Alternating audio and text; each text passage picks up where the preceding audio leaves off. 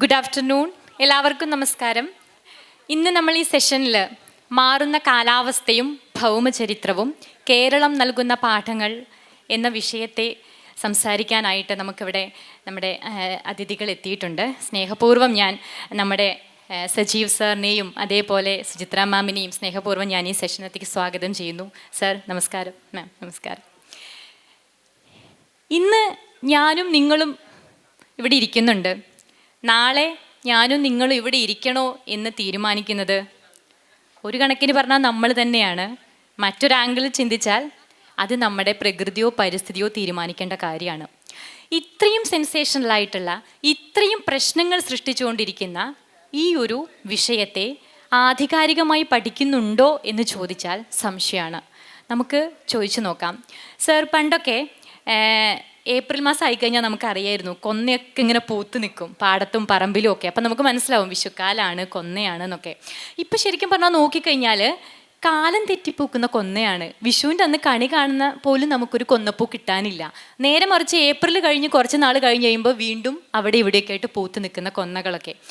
ഇതേപോലെ മൊത്തത്തിൽ നമ്മൾ നോക്കുകയാണെങ്കിൽ അതിതീവ്ര മഴ പ്രതീക്ഷിക്കാതെ വരുന്നു, വേനൽ, മഞ്ഞ്, തണുപ്പ്, കാലം തെറ്റിപ്പോക്കുന്ന ഓരോരോ ചെടികൾ.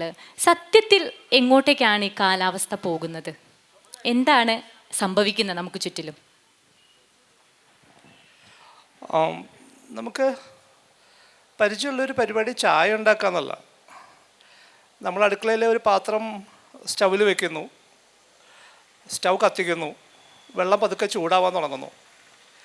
ആ ചൂടാവാൻ തുടങ്ങുന്ന സമയത്ത് ആ വെള്ളത്തിലുള്ള ഓരോ തന്മാത്രയുടെയും ചലന പഥം നമുക്ക് കൃത്യമായിട്ട് പ്രവചിക്കാൻ പറ്റും. താഴെ നിന്നുള്ള മോളിക്യൂൾസ് വെള്ളം ചൂടാവുന്നു, അത് ചൂടാവുന്നവരെല്ലാവരും മുകളിലേക്ക് വരുന്നു, മുകളിലുള്ള അത്ര ചൂടില്ലാത്ത തന്മാത്രകൾ താഴേക്ക് പോകുന്നു. ആ ഒരു കൺവെക്ഷൻ കറണ്ട് നമുക്ക് കൃത്യമായിട്ട് മാപ്പ് ചെയ്യാൻ പറ്റും. പക്ഷെ കുറച്ച് കഴിഞ്ഞാൽ ഈ വെള്ളം തിളയ്ക്കാൻ തുടങ്ങും, ബോയിൽ ചെയ്യാൻ തുടങ്ങുമ്പോൾ അത് റോൾ ചെയ്യാൻ തുടങ്ങും. ആ ഘട്ടം എത്തിക്കഴിഞ്ഞാൽ പിന്നെ നമുക്കിത് പ്രവചിക്കാനേ പറ്റില്ല. ഏത് തന്മാത്ര എവിടെ ഉണ്ടാവുക നമുക്ക് അറിയ പോലും ഇല്ല. അപ്പോൾ വ്യാവസായിക വിപ്ലവത്തിന് ശേഷം ഏകദേശം ഒരു 150-170 വർഷം കഴിയുമ്പോഴേക്കും സംഭവിക്കുന്നത് വെച്ചാൽ ഭൂമിയുടെ ചൂട് കൂടിയിട്ട് ആ ഒരു ബോയിലിംഗ് പോയിന്റിലേക്ക് എത്തി. വെതർ സിസ്റ്റംസ് ആകെ മാറി മറിഞ്ഞിട്ടുണ്ട്. നമുക്ക് പ്രെഡിക്റ്റ് ചെയ്യാൻ പറ്റാത്ത അവസ്ഥയായി. അതിന് മുന്നേ നമുക്ക് കൃത്യമായിട്ട് പ്ലാൻ ചെയ്യാൻ പറ്റുമായിരുന്നു. എപ്പോഴാണ് കാലവർഷം വരിക, എപ്പോഴാണ് തുലാവർഷം വരിക, വേനൽ മഴ എപ്പോഴാണ് പെയ്യുക എന്നൊക്കെ നമുക്ക് കൃത്യമായിട്ട് അറിയുന്നൊരു സമയം ഉണ്ടായിരുന്നു. ആ കാലം കഴിഞ്ഞിട്ടുണ്ട്. ഇപ്പോൾ അത് മാറിക്കഴിഞ്ഞു, ബോയിലിംഗ് പോയിന്റ് ക്രോസ് ചെയ്ത് കഴിഞ്ഞു. അതുകൊണ്ട് അത് സംഭവിക്കുകയെന്ന് വെച്ച് കഴിഞ്ഞാൽ കൊന്നപ്പൂവ് അത് വളരെ വിസിബിൾ ആയതുകൊണ്ട്, വളരെ ലൗഡായിട്ടുള്ള കളറായതുകൊണ്ട്, അത് നമ്മുടെ ആഘോഷങ്ങളുമായിട്ട് ബന്ധമുള്ളതുകൊണ്ട് നമ്മളത് വളരെ പെട്ടെന്ന് മനസ്സിലാക്കുന്നതേ ഉള്ളൂ. പക്ഷെ മറ്റൊത്തിരി സ്പീഷീസുകളുണ്ട്. ഉദാഹരണത്തിന് ആദ്യത്തെ വേനൽ മഴ വരാൻ വൈകിയാൽ മരങ്ങൾ തളിർക്കുന്നത് വൈകും. ഇനി നേരത്തെ വരികയാണെങ്കിൽ അത് നേരത്തെ തളിർക്കും. നേരത്തെ തളിർത്ത് കഴിഞ്ഞാൽ കുറച്ച് കഴിയുമ്പോഴേക്കും അത് പെട്ടെന്ന് ഇല മൂത്ത് പോകും. അതിലാണ് ശലഭങ്ങൾ മുട്ടയിടാൻ വരിക. ശലഭങ്ങൾ മുട്ടയിടുന്ന സമയത്ത് ആ മുട്ട വിരിഞ്ഞ് വരുന്ന കുഞ്ഞ് ലാർവകൾക്ക് തളിരിലേ തിന്നാൻ പറ്റുള്ളൂ. അവർക്ക് ഇല മൂത്ത് കഴിഞ്ഞാൽ പിന്നെ തിന്നാൻ പറ്റില്ല. ഈ സിങ്കറിനെ നഷ്ടപ്പെട്ട് കഴിഞ്ഞാൽ ഈ ലാർവയെ എസ്റ്റാബ്ലിഷ് ചെയ്യാൻ പറ്റില്ല. അവിടെ ആ പുഴുക്കൾ ഇല്ലാതായാൽ ആ പുഴുക്കളുടെ കാര്യം മാത്രമല്ല, ആ പുഴുക്കളെ ആഹരിക്കുന്ന ധാരാളം പക്ഷികളുടെ പോപ്പുലേഷൻ കുറയും. അവരുടെ കുഞ്ഞുങ്ങൾക്കുള്ള ഭക്ഷണമാണ് ഇവിടെ ഇല്ലാതാവുന്നത്. ആ പുഴുക്കളെ തിന്നുന്ന പക്ഷികളുടെ എണ്ണം അല്ലെങ്കിൽ കുഞ്ഞുങ്ങൾക്ക് ഭക്ഷണം കിട്ടാതായി കഴിഞ്ഞാൽ ആ കുഞ്ഞുങ്ങൾ ആണ് സത്യത്തിൽ മാംസാഹാരികളായിട്ടുള്ള കുറച്ചുകൂടി വലിയ പക്ഷികളുടെ കുഞ്ഞുങ്ങൾക്ക് ഭക്ഷണമാകാൻ പോകേണ്ടത് ഇവരാണ്. ഈ കംപ്ലീറ്റ് ചെയിനാണ് തകർന്നു പോവുക. അത് എല്ലാ നിലയ്ക്കും നമ്മുടെ സാമ്പത്തിക അവസ്ഥയും നമ്മുടെ പരിസ്ഥിതിയുടെ അവസ്ഥയെല്ലാം തന്നെ തകിടം മറിക്കുന്നുണ്ട്. ആ ഒരു ഫേസിലേക്ക് നമ്മൾ ക്രോസ് ചെയ്തിട്ടുണ്ട്. അതാണിപ്പോൾ സംഭവിച്ചുകൊണ്ടിരിക്കുന്നത്. Thank you sir. മാം, ഇപ്പോൾ കുറച്ച് വർഷങ്ങൾ പുറകിലോട്ട് എടുത്ത് നോക്കുകയാണെങ്കിൽ ഒരു 4-5 വർഷങ്ങൾ അതിന് മുന്നേ ഉണ്ടായിട്ടുണ്ടോ എന്ന് ചോദിച്ചാൽ ഓരോ ദുരന്തങ്ങൾ ഉണ്ടായിട്ടുണ്ട്. പക്ഷേ റീസെൻ്റ്ലി ഇപ്പോൾ ഒരു 5-6 വർഷം പുറകിലോട്ട് എടുത്ത് നോക്കുമ്പോൾ കേരളത്തിൻ്റെ ചരിത്രത്തിൽ നിരന്തരമായിട്ടുണ്ടാകുന്ന ഓരോ ദുരന്തങ്ങൾ, അതിപ്പോൾ വെള്ളപ്പൊക്കമാവട്ടെ, വരൾച്ചയാവട്ടെ, ഇപ്പോൾ 2016 വരൾച്ച, പിന്നീട് ഇങ്ങോട്ടേക്ക് 2 ഫ്ലഡ്സ് എല്ലാം നമ്മൾ നേരിട്ടു. അപ്പം സത്യം പറഞ്ഞാൽ കേരളത്തിൻ്റെ ഒരു വൾനിയറബിലിറ്റി ഇപ്പം എവിടെ എത്തി നിൽക്കുന്നു എന്നാണ് മാം കരുതുന്നത്? കേരളത്തിൻ്റെ വൾണറബിലിറ്റി എന്ന് പറയുന്ന സമയത്ത് നമ്മൾ ശ്രദ്ധിക്കേണ്ട ഒരു കാര്യം, നമ്മൾ രണ്ട് മഹത് സാന്നിധ്യങ്ങൾക്ക് നടുവിലാണ് കിടക്കുന്നത്. നമ്മളെ കിഴക്ക് ഭാഗത്ത് നമ്മൾ വെറുതെ എപ്പോഴും പറയും പശ്ചിമഘട്ടം, പടിഞ്ഞാറ് ഭാഗത്ത് നമ്മൾ പറയും അറബിക്കടൽ. പക്ഷേ ഈ രണ്ട് സാന്നിധ്യങ്ങൾക്കും ഒരുപാട് മാറ്റങ്ങൾ വന്നുകൊണ്ടിരിക്കുകയാണ്. കേരളം, നമുക്കറിയാം ക്ലൈമറ്റ് ചേഞ്ച് എന്ന് പറഞ്ഞിട്ടുണ്ടെങ്കിൽ ക്ലൈമറ്റ് ചേഞ്ച് ലോകത്തിലെ എല്ലാ ഭാഗങ്ങളെയും ബാധിക്കുന്നുണ്ട്. പക്ഷെ പല ഭാഗങ്ങളെയും പല തരത്തിലാണ് ബാധിക്കുക, പല ജനവിഭാഗങ്ങളെയും പല തരത്തിലാണ് ബാധിക്കുക. അപ്പം നമ്മൾ ഇന്ത്യയുടെ ഭൂപടം, ഒരു ക്ലൈമറ്റ് വൾണറബിലിറ്റിയിൽ ഇന്ത്യയുടെ ഭൂപടം മുഴുവനും ചുവപ്പിലാണ്. ഇന്ത്യയിലെ എല്ലാ ഭാഗങ്ങൾക്കും വലിയ രീതിയിലുള്ള വൾണറബിലിറ്റി ഉണ്ട്. അപ്പോൾ കേരളത്തിൻ്റെ കാര്യം എടുക്കുക എന്ന് പറഞ്ഞിട്ടുണ്ടെങ്കിൽ, കേരളം ശരിക്കും പറഞ്ഞാൽ ഒരു ഇടുങ്ങി കിടക്കുന്ന ഒരു സംസ്ഥാനമാണ്. ഒരു ചെറിയ പിന്നെ വളരെ നാരോ ആയിട്ട് ഈ രണ്ട് അറബിക്കടലിനും പശ്ചിമഘട്ടത്തിനും ഇടയിൽ കിടക്കുന്ന സംസ്ഥാനമാണ്. വലിയ ജനസാന്ദ്രത ഉണ്ട്. നമ്മളുടെ ദേശീയ ശരാശരിയേക്കാൾ 2 ഇരട്ടി ജനസാന്ദ്രത ഉണ്ട്. നമുക്ക് കാസർഗോഡ് മുതൽ തിരുവനന്തപുരം വരെ 590 കിലോമീറ്റർ നീണ്ടു കിടക്കുന്ന ഒരു കോസ്റ്റൽ ലൈൻ ഉണ്ട്. അപ്പോൾ അറബിക്കടലിന് വലിയ തോതിലുള്ള മാറ്റങ്ങൾ വരുന്നുണ്ട്. ഇപ്പം ഞാൻ ഈ പലതരത്തിലുള്ള സയൻറ്റിസ്റ്റുകളോട് സംസാരിച്ചിട്ടും സാറൊക്കെ അടക്കമുള്ള പല സയൻറ്റിസ്റ്റുകളോടും സംസാരിച്ചിട്ട് മനസ്സിലാക്കുന്ന കാര്യം, ലോകത്തിലിപ്പോൾ ഈ ആഗോളതാപനം, നമ്മളൊരു കാര്യം മനസ്സിലാക്കേണ്ടത്, ആഗോളതാപനം എന്ന് പറയുന്നത് അത് നാച്ചുറൽ അല്ല, അത് മനുഷ്യൻ എന്ന് പറഞ്ഞിട്ടുള്ള സ്പീഷീസിൻ്റെ ഇടപെടലോട് ഉണ്ടായിട്ടുള്ള കാലാവസ്ഥാ വ്യതിയാനമാണ് നമ്മളിപ്പോൾ അനുഭവിക്കുന്നത്. അപ്പോൾ ആ കാലാവസ്ഥാ വ്യതിയാനത്തിൻ്റെ, ആഗോളതാപനത്തിൻ്റെ 93% ആഗിരണം ചെയ്യുന്നത് കടലാണ്. അപ്പം നമുക്ക് പടിഞ്ഞാറ് ഭാഗത്ത് കടൽ കിടക്കുന്നുണ്ട്. ഇത് തന്നെ ഇന്ത്യൻ ഓഷനാണ് ഏറ്റവും കൂടുതൽ ചൂട് പിടിക്കുന്നത്. അതിൻ്റെ വടക്ക് ഭാഗമാണ് അറബിക്കടൽ. അപ്പം മുമ്പ് ബംഗാൾ ഉൾക്കടലിൻ്റെ ഇന്ത്യയുടെ കിഴക്ക് തീരത്താണ് ഒരുപാട് സൈക്ലോൺസ് ഉണ്ടായിരുന്നതെങ്കിൽ ഇപ്പം അറബിക്കടൽ പഴയ അറബിക്കടലല്ല. പടിഞ്ഞാറൻ തീരത്ത് ഒരുപാട് സൈക്ലോൺസ് ഉണ്ടാവുന്നു, തീരശോഷണം ഉണ്ടാവുന്നു. നമുക്ക് അത്തരത്തിലുള്ള ഓരോ സൈക്ലോണിൻ്റെയും ഇൻറ്റൻസിറ്റി വളരെ കൂടുതലാവുന്നു, നമ്പർ കൂടുന്നു. അപ്പം നമുക്കൊന്നും പറയാനേ പറ്റില്ല. അപ്പോൾ സാറ് ചൂണ്ടിക്കാണിച്ചതുപോലെ എല്ലാത്തിൻ്റെയും താളം തെറ്റിയ അവസ്ഥയാണ്. ചിലപ്പോൾ നമുക്ക് അതിതീവ്ര മഴ വരാം, അല്ലെങ്കിൽ ചിലപ്പോൾ തുലാവർഷത്തിൽ നമുക്ക് ഇടിവെട്ടി തിമർത്ത് പെയ്യേണ്ട സമയത്ത് ഒരു പക്ഷെ നമുക്ക് വേനലായിരിക്കാം, തുലാവേനൽ എന്നൊക്കെ പറയുന്ന രീതിയിൽ. അപ്പോൾ സകലതിൻ്റെയും താളം തെറ്റിയ ഒരവസ്ഥയിലാണ് ഇപ്പോൾ കേരളം ഉള്ളത്.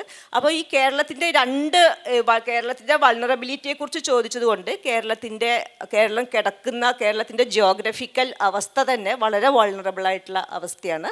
കൂടുതൽ ജനസാന്ദ്രമാണ്. എന്തെങ്കിലും ഒരു അപകടം ഉണ്ടായിട്ടുണ്ടെങ്കിൽ അത് വലിയ തോതിലുള്ള ഇമ്പാക്റ്റാണ് ഉണ്ടാക്കുക. അപ്പം നമുക്കറിയാം, ഇപ്പോൾ വയനാട്ടിൽ തന്നെ ഉണ്ടായിട്ടുള്ള ചൂരൽമലയിൽ ഉണ്ടായിട്ടുള്ള ഒരു ഡിസാസ്റ്ററിനെ കുറിച്ച് നമുക്കറിയാം. അപ്പോൾ അത് എത്രയോ പേര്, ഒരു 500ഓളം ആൾക്കാർ അവിടെ മരിക്കുന്നുണ്ട്. അപ്പോൾ അതേപോലുള്ള ഒരുപാട് ദുരന്തങ്ങൾ, ഇപ്പോൾ ശ്രുതി പറഞ്ഞതുപോലെ 2016 വേനൽ, 2017 നമുക്ക് ഓഖി വന്നു, 2018 വലിയ വെള്ളപ്പൊക്കം, 2019 വെള്ളപ്പൊക്കം, ഇതിൻ്റെയൊക്കെ കൂടെ മണ്ണിടിച്ചിലും ഉരുൾപൊട്ടലും ഒക്കെ ഉണ്ടാവുന്നുണ്ട്. അപ്പം നമ്മളുടെ ജീവിതം, നിലനിൽപ്പ്, ഉപജീവന മാർഗങ്ങൾ ഇതെല്ലാം വളരെ അപകടത്തിലായിരിക്കുന്ന ഒരവസ്ഥയിലാണ് ഇപ്പം നമ്മളുള്ളത്, Keralam. Thank you ma'am. Sir, ഇപ്പോൾ പരിസ്ഥിതിനെ പറ്റി സംസാരിക്കുമ്പം നമുക്ക് ഒഴിച്ചുകൂടാനാവാത്തൊരു വാക്കാണ് വികസനം എന്ന് പറയുന്നത്. ഈ വികസനത്തിന് വേണ്ടിയിട്ടാണല്ലോ നമ്മൾ ഈ പരിസ്ഥിതി ഇത്രയധികം ചൂഷണം ചെയ്യപ്പെടുന്നതും. സർ, സത്യത്തിൽ വികസനം എന്ന് പറയുന്ന ആ ഒരു വാക്കിനെ, അല്ലെങ്കിൽ ആ ഒരു പ്രക്രിയയെ ശരിക്കും ജനങ്ങൾ മനസ്സിലാക്കിയിട്ടുണ്ടോ? അല്ലെങ്കിൽ എത്തരത്തിലാണ് അത് പ്രകൃതിയെ ചൂഷണം ചെയ്താൽ മാത്രമേ അതിവേഗ വികസനം നടക്കുള്ളൂ എന്നൊക്കെ ഒരു തെറ്റിദ്ധാരണകളിലേക്ക് എങ്ങനെയാണ് പോകുന്നത്? ഈ വികസനവും പരിസ്ഥിതിയും തമ്മിൽ നമുക്ക് എങ്ങനെയൊന്ന് ബാലൻസ് ചെയ്യാൻ പറ്റും എന്നല്ല, എങ്ങനെ നമുക്ക് സാർ അതിനെ നോക്കിക്കാണുന്നു? ഇത് കുറച്ച് ആഴത്തിലുള്ള ഉത്തരം അർഹിക്കുന്ന ഒരു ചോദ്യമാണ്. ഞാനിപ്പോൾ വരുന്നത് പീച്ചി എന്ന് പറഞ്ഞ സ്ഥലത്താണ്, തൃശ്ശൂർ. ഞാൻ താമസിക്കുന്ന സ്ഥലത്തിൻ്റെ തൊട്ടടുത്ത് ഒരു ചെറിയ അരുവി ഒഴുകി പോകുന്നുണ്ട്. അവിടെ കുറച്ച് പാറകൾക്കിടയിലൂടെ അത് ഒഴുകി പോകുന്നൊരു ഒരു സ്ഥലത്തിന് അതിൻ്റെ പേര് ഒരപ്പൻകെട്ട് എന്നാണ്. അപ്പോൾ കഴിഞ്ഞ ഒരു ഈ പഞ്ചായത്ത് ഇലക്ഷനൊക്കെ മുന്നേ, ഏകദേശം ഒരു 6-7 മാസം മുന്നേ അവിടെയുള്ള ഗ്രാമസഭയിൽ പങ്കെടുക്കുമ്പോൾ ഗ്രാമസഭയിൽ പഞ്ചായത്ത് പ്രസിഡന്റ് പറഞ്ഞു, ഒരപ്പൻകെട്ടിലെ ടൂറിസം വികസിപ്പിക്കാനായിട്ട് സർക്കാർ 5 കോടി രൂപ മാറ്റിവെച്ചിട്ടുണ്ട്. വളരെ അഭിമാനത്തിലൂടെ അദ്ദേഹം പറഞ്ഞു.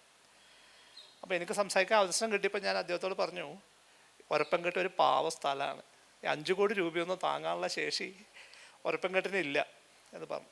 ഇന്നലെ ഞാൻ വരുമ്പോൾ ഉള്ള അവസ്ഥ എന്താ വെച്ചാൽ അവിടെ ഒരാൾ മരിച്ചു. അയാൾ അയാളുടെ മക്കളെയും തൊട്ട് അയൽ വീട്ടിലെ കുട്ടികളെയും കൂട്ടിയിട്ട് അവിടെ പോയതാണ്. അയാൾ ആ കാല് തന്നെ വെള്ളത്തിലേക്ക് വീഴുന്നു. അത് പെട്ടെന്ന് ആരും കണ്ടില്ല. ഈ മനുഷ്യന് നീന്താനും അറിയില്ലായിരുന്നു. അയാൾ മരിച്ചു. രണ്ടാമത്തെ മരണമാണ് അവിടെ സംഭവിക്കുന്നത്. അവിടെ 5 കോടി പ്രഖ്യാപിച്ചു എന്നല്ലാതെ അവിടെ വേറെ ഒന്നും നടന്നിട്ടില്ല. അവിടെ ഒരാൾക്കൊരു പരിക്ക് പറ്റിയാൽ ഏകദേശം 1.5 കിലോമീറ്റർ ആളെ എടുത്തുകൊണ്ട് പോകണം, എന്നാലേ റോഡിലേക്ക് എത്താൻ പറ്റുള്ളൂ. അയാൾ മരിച്ചു. രണ്ടാമത്തെ മരണം. അതിന് മുന്നേ ഒരു പെൺകുട്ടി അവിടെ മരിച്ചിരുന്നു. അപ്പം എന്തിനാണ് അങ്ങനൊരു ആകെയുള്ളത്? അവിടെ ഒരു ബോർഡ് വെച്ചു എന്നുള്ളതാണ്. ഒരപ്പം കിട്ടുമെന്ന് പറഞ്ഞിട്ട് ബോർഡ് വെച്ചു. അപ്പോൾ എൻ്റെ വീട് തൊട്ടടുത്ത റോഡിലാണ്. പലപ്പോഴും അവധി ദിവസങ്ങളിലൊക്കെ തമിഴ്നാട്ടിൽ നിന്നുള്ള വണ്ടികളൊക്കെ വന്നിട്ട് എൻ്റെ വീടിൻ്റെ മുന്നിൽ വെച്ചിട്ട് വഴി ചോദിക്കും, ഒരപ്പംകെട്ടിലേക്ക് എങ്ങനെ പോവുക? അപ്പോൾ അതൊരു ടൂറിസം ഡെസ്റ്റിനേഷൻ ആണെന്നാണ് വിചാരം. അവിടെ ഒന്നും പ്രത്യേകിച്ച് ഒന്നും സംഭവിച്ചിട്ടില്ല. ആ ഒരു ബോർഡ് മാത്രമേ വെച്ചിട്ടുള്ളൂ. 2 മരണം ഓൾറെഡി നടന്നിട്ടുണ്ട്. അപ്പം രാഷ്ട്രീയക്കാരുടെ ഒരു തിരക്കുണ്ട്. നമ്മളിങ്ങനെ കാര്യങ്ങൾ ചെയ്യുന്നുണ്ട്, പണം ചിലവാക്കുന്നുണ്ട്, പ്രോജക്ട്സ് വരുന്നുണ്ട് എന്നുള്ള നിലയ്ക്ക്. ഇത് മനുഷ്യനെ കൊല്ലുന്നൊരു പ്രക്രിയയാണ്. വികസനം എന്നുള്ളത് വളരെ അശ്ലീലമായിട്ടുള്ളൊരു വാക്കാണ്.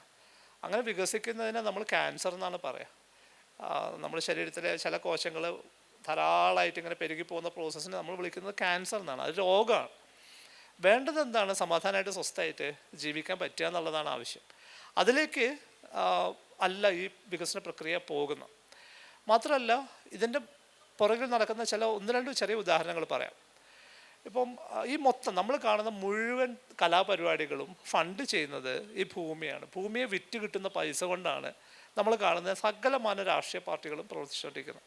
മണ്ണ് വിൽക്കുന്നുണ്ട്, മണൽ വിൽക്കുന്നുണ്ട്, കല്ല് വിൽക്കുന്നുണ്ട്. അവരാണ് ഏറ്റവും പ്രധാനപ്പെട്ട ഫണ്ട് ചെയ്യുന്ന ആളുകൾ. അതെങ്ങനെയാണ്?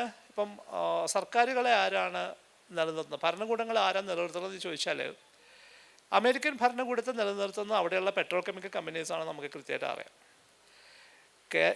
ഇന്ത്യയിലേക്ക് വന്നാൽ ഇന്ത്യൻ സർക്കാരിനെ, ഇന്ത്യൻ ഭരണകൂടത്തെ നിലനിർത്തുന്നത് വലിയ കോർപ്പറേറ്റ്സ് ആയിട്ടുള്ള അംബാനി, അദാനി പോലെയുള്ള ആളുകളാണെന്ന് നമുക്കറിയാം. അങ്ങനെയാണെങ്കിൽ കേരള സർക്കാരിനെ ആരാണ് നിലനിർത്തുന്നത്? ആ ചോദ്യം നമ്മൾ ചോദിക്കലില്ല.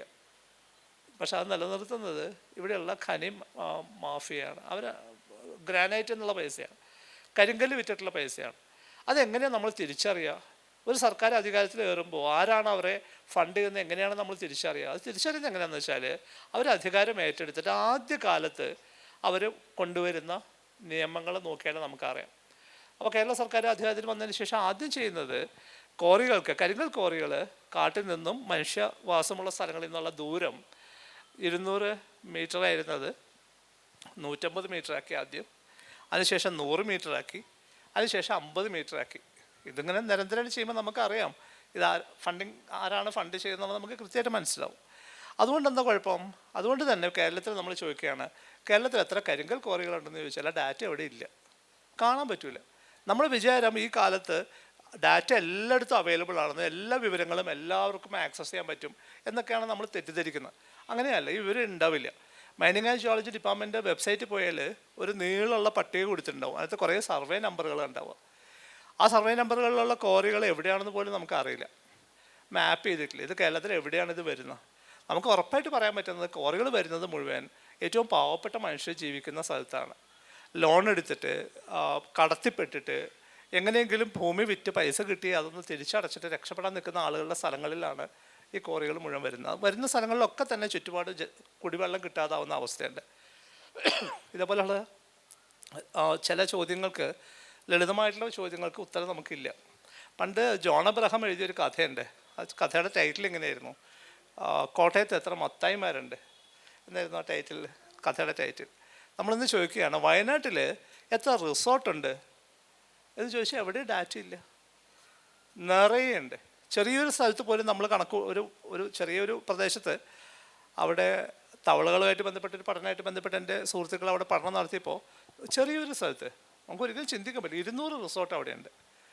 അവിടെ വരുന്ന ആളുകൾക്ക് വേണ്ട സംവിധാനങ്ങളൊക്കെ അവിടെ ഒരുക്കി കൊടുക്കേണ്ട ആവശ്യമുണ്ട്. മൂന്നാറിലെ അവസ്ഥ എന്ന് വെച്ചാൽ ഇപ്പോൾ വേനലായി കഴിഞ്ഞാൽ അവിടെയുള്ള റിസോർട്ടുകളൊക്കെ ഇപ്പോൾ അടച്ചിടുകയാണ്, കാരണം വെള്ളമില്ല.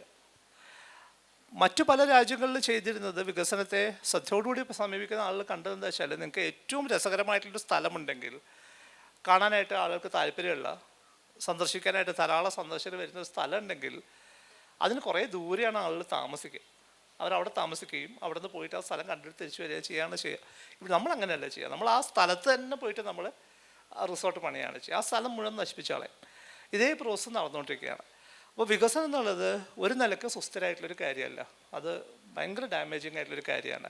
ഈ വണ്ടി അധികം ഓടുകയില്ല, കുറച്ച് കഴിയുമ്പോൾ ആ ഏരിയ ഒന്നിനും ഉപയോഗിക്കാൻ പറ്റാത്ത സ്ഥലമായിട്ട് മാറും. ഈ ക്വാറികളെല്ലാം അങ്ങനെ സംഭവിക്കുക. നിർമ്മാണ മേഖല വളരെ ഫാസ്റ്റായിട്ട് മുന്നോട്ട് പോകണം, അതിന് ഒരു പരിക്ക് പറ്റരുതെന്നാണ് ഭരണകൂടം വിചാരിക്കുന്നത്. അതേസമയം തന്നെ കേരളത്തിൽ ധാരാളം വീടുകളിൽ ആരും താമസിക്കാനില്ലാതെ കിടക്കുകയാണ്. 61,000 വീടുകളാണ് പത്തനംതിട്ടയിൽ പൂട്ടിക്കിടക്കുന്നത്, ആരും താമസിക്കാനില്ല. ഇന്നിപ്പോൾ കേരളത്തിൽ നിങ്ങൾ വീട് പണിയേണ്ട ആവശ്യമൊന്നുമില്ല. നിങ്ങൾക്ക് ഒരു 60-70 ലക്ഷം രൂപയ്ക്ക് പണിത വീടുകളൊക്കെ നിങ്ങൾക്ക് വേണമെങ്കിൽ ഒരു 15-20 ലക്ഷം രൂപയ്ക്ക് സുഖമായിട്ട് വാങ്ങാൻ പറ്റും, കാരണം ആരും ഇല്ല, താമസിക്കാനില്ല. അപ്പോൾ ഇതെല്ലാം അവിടെ കിടക്കുന്ന സമയത്ത് പോലും നമ്മൾ കൺസ്ട്രക്ഷൻ പിന്നെ നടന്നുകൊണ്ടിരിക്കുകയാണ്, ധാരാളമായിട്ട് നടന്നുകൊണ്ടിരിക്കുകയാണ്. അതുണ്ടാക്കുന്ന ഒരു പ്രോസസ് ഉണ്ട്. അപ്പോൾ ഇതിനെ ഡീകോഡ് ചെയ്യാൻ പറ്റണം, ഇതിനകത്തൂടെ ഈ പ്രക്രിയയെ കാണാൻ പറ്റുന്നത് എന്താണ് ചെയ്യുന്നത് എന്നുള്ള ചോദ്യത്തെ അഡ്രസ്സ് ചെയ്യാനായിട്ട് ഒരിക്കലും ഭരണകൂടം തയ്യാറായിട്ടില്ല. അതുകൊണ്ട് പലപ്പോഴും നേരത്തെ വരപ്പൻകെട്ടിൻ്റെ കഥ പറഞ്ഞ പോലെ നമുക്ക് തൽക്കാലത്തേക്കുള്ള ഒരു ചെറിയൊരു സമയത്തേക്കുള്ള ഒരു മൈലേജ് കിട്ടാൻ വേണ്ടിയിട്ട് ഞങ്ങൾ 5 കോടി രൂപ മുടക്കി എന്ന് പറയുന്നു. 5 കോടി രൂപ വരുന്ന പ്രശ്നമേ ഇല്ല, പക്ഷേ വരുന്നത് മരണങ്ങളാണ്, അവിടെ മനുഷ്യർ മരിക്കും. അപ്പോൾ വാഗ്ദാനങ്ങൾ ഉണ്ടാവുന്നു, വാഗ്ദാനങ്ങളുടെ പിറകിൽ വേറെ പ്രത്യേകിച്ചൊന്നും സംഭവിക്കുന്നില്ല, മനുഷ്യർ മരിച്ചു പോകുന്നൊരു പ്രക്രിയയാണ്. അപ്പോൾ അതുകൊണ്ട് ചെയ്യേണ്ട ഒരു കാര്യം വികസനം എന്നുള്ളത് ഭരണകൂടത്തിൻ്റെ അജണ്ടയിൽ നിന്ന് എടുത്ത് മാറ്റേണ്ട ആവശ്യമുണ്ട്. നമ്മൾ ഇവരെ അധികാരത്തിൽ ഏറ്റുന്നത് വികസിപ്പിക്കാൻ വേണ്ടി അല്ല. വികസനം മറ്റൊരു രീതിയിൽ ഒരു സമഗ്രമായിട്ടുള്ള തരത്തിലുള്ള ഇടപെടലുകൾ നടന്നോളും. ഇതിങ്ങനെ വളരെ ഫാസ്റ്റായിട്ട് പുഷ് ചെയ്യേണ്ട ഒരു ജോലി അതിൽ നിന്ന് ഭരണകൂടം പിന്നോട്ട് പോകേണ്ട ആവശ്യമുണ്ട്. എന്നാൽ മാത്രമേ കുറച്ചും കൂടി കാലത്തേക്ക് ഇവിടെ വാസയോഗ്യമായിട്ടുള്ള സ്ഥലമായിട്ട് നിലനിർത്താൻ പറ്റുള്ളൂ. മാം ഇപ്പോൾ ഒരു പരിസ്ഥിതി മാധ്യമ പ്രവർത്തക കൂടിയാണ്. അപ്പം നമ്മൾ സംസാരിച്ചു ഒട്ടനവധി ചേഞ്ചസ് ഉണ്ടാകുന്നുണ്ട്, ക്ലൈമാറ്റിക് ഷിഫ്റ്റ് നടക്കുന്നുണ്ട് നമുക്ക് ചുറ്റും. അപ്പം അത് സാധാരണക്കാരെ അറിയിക്കുക എന്നൊരു ധർമ്മം കൂടി മാധ്യമ പ്രവർത്തനം എന്നുള്ള നിലയ്ക്ക് മാമിനൊക്കെ ചെയ്യാൻ കഴിയുന്നതാണ്. പക്ഷെ അത് എത്രത്തോളം നടക്കുന്നുണ്ട്? മാധ്യമ പ്രവർത്തനം വഴി ഇങ്ങനെ ഒരു മുന്നറിയിപ്പ് കൊടുക്കുക സാധാരണക്കാരായ ജനങ്ങളിലേക്ക്, ഇങ്ങനെ വിപത്തുകൾ സംഭവിക്കാം, ഇത് വരാം, ഇത്തരത്തിലുള്ള കാലാവസ്ഥാ വ്യതിയാനങ്ങൾ വരുമ്പോൾ നമ്മൾ ജാഗരൂകരായി ഇരിക്കേണ്ടതുണ്ട് എന്നൊക്കെ നമുക്ക് അവർക്ക് അറിയിപ്പ് കൊടുക്കേണ്ടതുണ്ട്. പക്ഷെ അത് എത്രമാത്രം മാധ്യമപ്രവർത്തനത്തിൽ സാധ്യമാകുന്നുണ്ട് എന്നതൊരു ചോദ്യമാണ്. അതിന് എന്താണ് മാം ഉത്തരം നൽകുക? അതും സജീവ് സാറ് പറഞ്ഞതുപോലെ വളരെ ഗഹനമായി സംസാരിക്കേണ്ട ഒരു വിഷയം തന്നെയാണ് മാധ്യമ പ്രവർത്തനം എന്നുള്ളത്. പക്ഷെ ഇപ്പം നിങ്ങൾ കുട്ടികളാണ്, അപ്പം നിങ്ങൾ ശരിക്കും മനസ്സിലാക്കേണ്ട ഒരു കാര്യം എനിക്ക് തോന്നുന്നു, നമ്മൾ ഉപയോഗിക്കുന്ന വാക്ക് ഇപ്പോഴും കാലാവസ്ഥാ വ്യതിയാനം എന്ന് ശ്രുതി പറയുമ്പോഴും നമ്മളിപ്പോൾ കാലാവസ്ഥാ വ്യതിയാന കാലം കഴിഞ്ഞു, ക്ലൈമറ്റ് ക്രൈസിസിൻ്റെ കാലം കഴിഞ്ഞു, നമ്മളിപ്പോൾ നിൽക്കുന്നത് ക്ലൈമറ്റ് എമർജൻസിയുടെ കാലമാണ്. അതായത് ഇനി നമുക്ക് ഇല്ല, സമയമില്ല, നിങ്ങൾ എന്തെങ്കിലും ചെയ്തേ പറ്റൂ എന്ന് പറയുന്ന ഒരവസ്ഥയിലാണ് നമ്മളിപ്പം നിൽക്കുന്നത്. അത്രയ്ക്കും വളരെ ഒരു എമർജൻസി, നമ്മൾ 1975 എമർജൻസിയെക്കുറിച്ച് പറയാറുണ്ട്, പക്ഷേ ഇപ്പോൾ നമ്മൾ നിൽക്കുന്ന എമർജൻസിയെക്കുറിച്ച് നമുക്ക് കാണാറില്ല. നമ്മൾ പലപ്പോഴും മാധ്യമങ്ങളെക്കുറിച്ചുള്ള ചോദ്യം ആയതുകൊണ്ട് മാധ്യമങ്ങൾ എന്താണ് ചെയ്യുന്നത് വെച്ചാൽ ക്ലൈമറ്റ് ഡിസാസ്റ്ററാണ് പലപ്പോഴും റിപ്പോർട്ട് ചെയ്യുക. അതായത് ദുരന്തങ്ങൾ റിപ്പോർട്ട് ചെയ്യും. വയനാട്ടിലൊരു ഉരുൾപൊട്ടലുണ്ടായാൽ അത് റിപ്പോർട്ട് ചെയ്യും, ഒരു തീരശോഷണം ഉണ്ടായാൽ റിപ്പോർട്ട് ചെയ്യും, പെട്ടിമുടിയിൽ, അതെല്ലാം ഡിസ്കണ്ടിന്യൂഡ് ആയിട്ടുള്ള, അതിനൊരു തുടർച്ചയില്ല. പക്ഷേ കാലാവസ്ഥാ വ്യതിയാനം അല്ലെങ്കിൽ കാലാവസ്ഥാ എമർജൻസി എന്നത് പറയുന്നത് ഡിസാസ്റ്റർ റിപ്പോർട്ടിംഗ് അല്ല, ക്ലൈമറ്റ് റിപ്പോർട്ടിംഗ് എന്ന് പറയുമ്പോൾ നമ്മൾ എവിടെയാണ് എത്തിപ്പെട്ടിരിക്കുന്നത്, എന്തുകൊണ്ട് നമ്മൾ ഈ ഒരു അവസ്ഥയിലെത്തി, ഇനി നമ്മളുടെ ഭാവി എന്താണ്, നമുക്ക് എന്താണ് അടുത്ത വർഷം ഉണ്ടാവാൻ പോകുന്നത്, ഈ വർഷം എന്തുണ്ടാവാൻ പോകുന്നു, ഇതെല്ലാം നമുക്ക് പലപ്പോഴും പല രീതിയിലുള്ള പ്രഡിക്ഷൻസ് ഉണ്ട്. Inter governmental panel on climate change എന്ന് പറഞ്ഞിട്ടുള്ള IPCC അതുപോലുള്ള പല ശാസ്ത്ര സംഘടനകളും നമുക്ക് മുന്നറിയിപ്പ് തന്നുകൊണ്ടേയിരിക്കുന്നുണ്ട്. ഇപ്പോൾ IPCC ഒക്കെ ഇപ്പോൾ ഉണ്ടായ ഒരു സംഘടനയല്ല, 1988 മുതൽ IPCCയുടെ റിപ്പോർട്ടുകൾ വരുന്നുണ്ട്.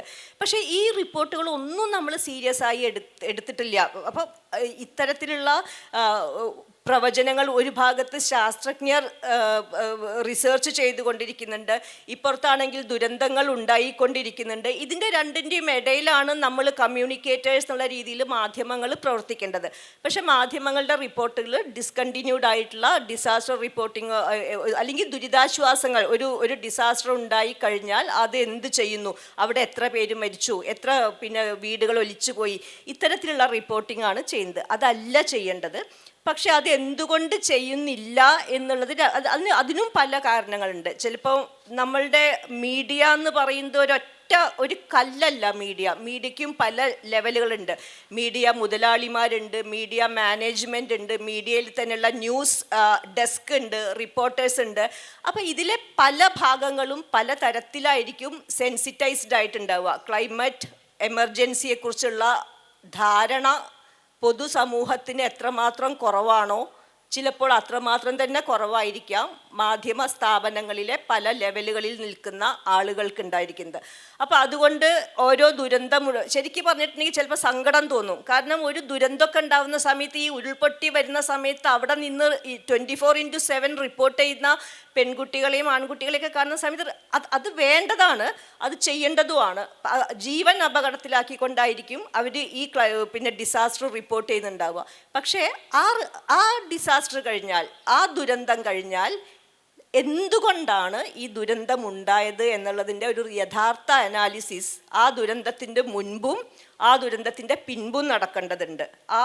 അത്തരത്തിലുള്ള അനാലിസിസുകൾ വളരെ കുറവാണ് നടക്കുന്നത്. ഇപ്പം നമ്മളൊരു അന്തിച്ചർച്ച, നമുക്ക് എല്ലാവരും അഡിക്റ്റഡ് ആണ്. കേരളത്തിലെ മിക്ക ആളുകളും ഈ അന്തിച്ചർച്ചയ്ക്ക് അഡിക്റ്റഡ് ആണ്. അതിൽ നമുക്കറിയാം, ഒരു ഭാഗത്ത് ഒരു CPM-ൻ്റെ ഒരാൾ നിൽക്കും, കോൺഗ്രസിൻ്റെ ഒരാൾ നിൽക്കും, BJP-യുടെ ഒരാൾ നിൽക്കും, നടുക്കൊരു ന്യൂട്രൽ ആയിട്ടുള്ള ഒരാളെ, അല്ലെങ്കിൽ പരിസ്ഥിതി, ഇങ്ങനെ ഒരു ബഹളമായിരിക്കും. പക്ഷേ യഥാർത്ഥത്തിൽ നമ്മൾ എത്രമാത്രം ഇതിനെക്കുറിച്ചുള്ളൊരു ബോധം നമുക്കുണ്ടാവണോ, ആ തരത്തിലുള്ള ഡിസ്കഷൻസിലേക്ക് മീഡിയയ്ക്ക് വരാൻ പറ്റുന്നില്ല. പിന്നെ ഇതിൽ നമ്മളൊരു പ്രധാനപ്പെട്ട മറ്റൊരു കാര്യം, മീഡിയ എന്ന് പറയുന്നത് പണ്ടത്തെ പോലെ മീഡിയ സമൂഹത്തെ ഉദ്ധരിക്കാനും അല്ലെങ്കിൽ സത്യം പറഞ്ഞുകൊണ്ട് സാമൂഹ്യ നീതിക്ക് വേണ്ടി പടവാള ഓങ്ങി നിൽക്കുന്ന കുറേ ആൾക്കാരല്ല ഇപ്പം മീഡിയയിലുള്ളത്. മീഡിയ എന്ന് പറയുന്നത് കോർപ്പറേറ്റ് മീഡിയ ആണ്. മീഡിയയെ നയിക്കുന്നത് പോലും സാറ് പറഞ്ഞു, വികസനത്തിൻ്റെ കാര്യം പറഞ്ഞു. ഇപ്പോൾ വലിയ വലിയ കോർപ്പറേറ്റ് കമ്പനികളാണ് ഗവൺമെൻറ്റിനെ നയിക്കുന്നത്. വലിയ വലിയ കോർപ്പറേറ്റ് കമ്പനികളുടെ ഇൻഫ്ലുവൻസ് മീഡിയയിലും ഉണ്ടാവും. പല കോർപ്പറേറ്റ് കമ്പനികൾക്കും, ഇപ്പം അംബാനി, അദാനി, എത്ര പേർക്ക് ജിയോൻ്റെ, നമുക്കറിയാം ജിയോ നമ്മുടെ ജീവിതത്തിൽ എത്ര ഉള്ളിലേക്ക് വന്നു കഴിഞ്ഞിട്ടുണ്ട്. അല്ലെങ്കിൽ അദാനിയുടെ ഓരോ കോർപ്പറേറ്റ് കമ്പനികൾക്കും എത്രമാത്രം മാധ്യമ സ്ഥാപനങ്ങളുണ്ട്. അപ്പോൾ ഇങ്ങനെ വരുമ്പോൾ നമുക്ക് പല രീതിയിലുള്ള ഒരു റിപ്പോർട്ടർമാർ നല്ല രീതിയിൽ റിപ്പോർട്ടർ ഉണ്ടാക്കി കൊണ്ടു കൊടുത്താലും ചിലപ്പോൾ മാധ്യമ സ്ഥാപനം അത് പ്രസിദ്ധീകരിക്കണം എന്നില്ല. രണ്ട്, ഒരു ക്ലൈമറ്റ് ചേഞ്ച് റിപ്പോർട്ടിംഗ് എന്ന് പറയുന്നത് അത് അത്ര ഈസി അല്ല. നമുക്ക് വെറുതെ ഒരു രാഷ്ട്രീയ നേതാവിൻ്റെ ഒരു സ്റ്റേറ്റ്മെൻറ്റ് കൊടുക്കുന്നത് പോലെയല്ല ക്ലൈമറ്റ് റിപ്പോർട്ടിങ്ങിൽ. അതിൽ ഡാറ്റ വേണം, അതിൽ സയൻസ് ഉണ്ട്. ക്ലൈമറ്റ് ക്രൈസിസ്, ക്ലൈമറ്റ് ചേഞ്ച് എന്ന് പറയുന്നത് സകല മേഖലകളെയും ബാധിക്കുന്നതാണ്, എല്ലാ മേഖലകളെയും. അതായത് നമ്മളുടെ ഹെൽത്തിന്, എനിക്ക് ഒരു കാര്യം പറയണമെന്നുണ്ട്. ഇപ്പോൾ ഈ ക്ലൈമറ്റ് ചേഞ്ച് കാരണം, ചൂട് കൊണ്ടുള്ള എക്സ്പോഷർ കാരണം ഗർഭത്തിലുള്ള ഭ്രൂണത്തിന് വരെ മാറ്റങ്ങൾ ഉണ്ടാവുന്നുണ്ട് എന്ന് പറയുന്നുണ്ട്. അതായത് സ്റ്റിൽ ബർത്ത്, ചാപ്പിള്ളകളെ പ്രസവിക്കുന്നതൊക്കെ കൂടി വരുന്നുണ്ട്. പെൺകുട്ടികളുടെ മെൻസ്ട്രുവേഷൻ സൈക്കിളിനെ ബാധിക്കുന്നുണ്ട്.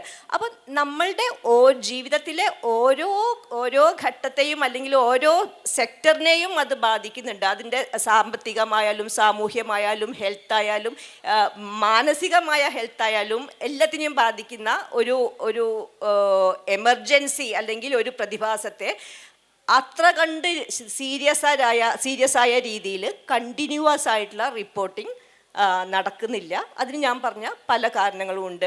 ഒരു ജേർണലിസ്റ്റിന് തന്നെ നിരന്തരമായി അപ്ഡേറ്റഡ് ആയിക്കൊണ്ടിരിക്കുക. ഇതിന് നല്ല എഫേർട്ട് ആവശ്യമുണ്ട്, നന്നായി എഫേർട്ട് എടുക്കേണ്ടതുണ്ട്, നമ്മൾ പഠിക്കേണ്ടതുണ്ട്, പഠിച്ച് പ്രിപ്പയർ ചെയ്യേണ്ടതുണ്ട്. അത് കൊടുക്കണം എന്ന് ആ ബോധം, ഇതിൻ്റെ ഒരു സീരിയസ്നെസ്സിൻ്റെ ബോധം മാധ്യമ സ്ഥാപനങ്ങൾക്ക് ഉണ്ടാവേണ്ടതുണ്ട്, ഗവൺമെൻറ്റിനും രാഷ്ട്രീയ പാർട്ടികൾക്കും ഒക്കെ ഉണ്ടാവേണ്ടതുണ്ടെന്നാണ് എൻ്റെ അഭിപ്രായം. അങ്ങനെ വരുമ്പോൾ മാത്രമേ സമൂഹത്തിന് അതിനെപ്പറ്റിയുള്ള ഒരു ധാരണ വ്യത്യസ്തപ്പെടുകയുള്ളൂ. സർ, ഇപ്പോൾ ഒരു പ്രദേശത്ത് എന്തെങ്കിലും ഒരു ദുരന്തം ഉണ്ടായി, അപ്പം നമ്മൾ അതുമായിട്ട് കണക്ട് ചെയ്ത് അന്വേഷിക്കുമ്പോൾ അറിയാൻ പറ്റും അവിടെ ഒരു ക്വാറി ഉണ്ടായിരുന്നു, അല്ലെങ്കിൽ അവിടെ എന്തെങ്കിലും വികസന പ്രവർത്തനങ്ങൾ നടക്കുന്നുണ്ടായിരുന്നു എന്നുള്ളത്. സത്യം പറഞ്ഞാൽ അങ്ങനെ ഒരു സംഭവം നടന്നു കഴിയുമ്പോൾ മാത്രം ആ ഒരു ഒറ്റ ക്വാറിയും ആ പ്രദേശത്തെ പ്രാദേശിക തലങ്ങളിൽ നടക്കുന്ന ദുരന്തങ്ങളും മാത്രം അത് ഒറ്റപ്പെട്ട ഒരു കണക്ഷനാണെന്ന് പറയാൻ കഴിയുമോ? കാരണം ഇതെല്ലാം തമ്മിൽ ഇൻ്റർ കണക്റ്റഡ് ആണല്ലോ. അതും കൂടാതെ ഇത്തരത്തിൽ പ്രാദേശിക തലത്തിലെ ജനങ്ങളെ എങ്ങനെ നമുക്ക് ഈ ഒരു അറിവ് അവരിലേക്ക് എത്തിക്കാൻ പറ്റും?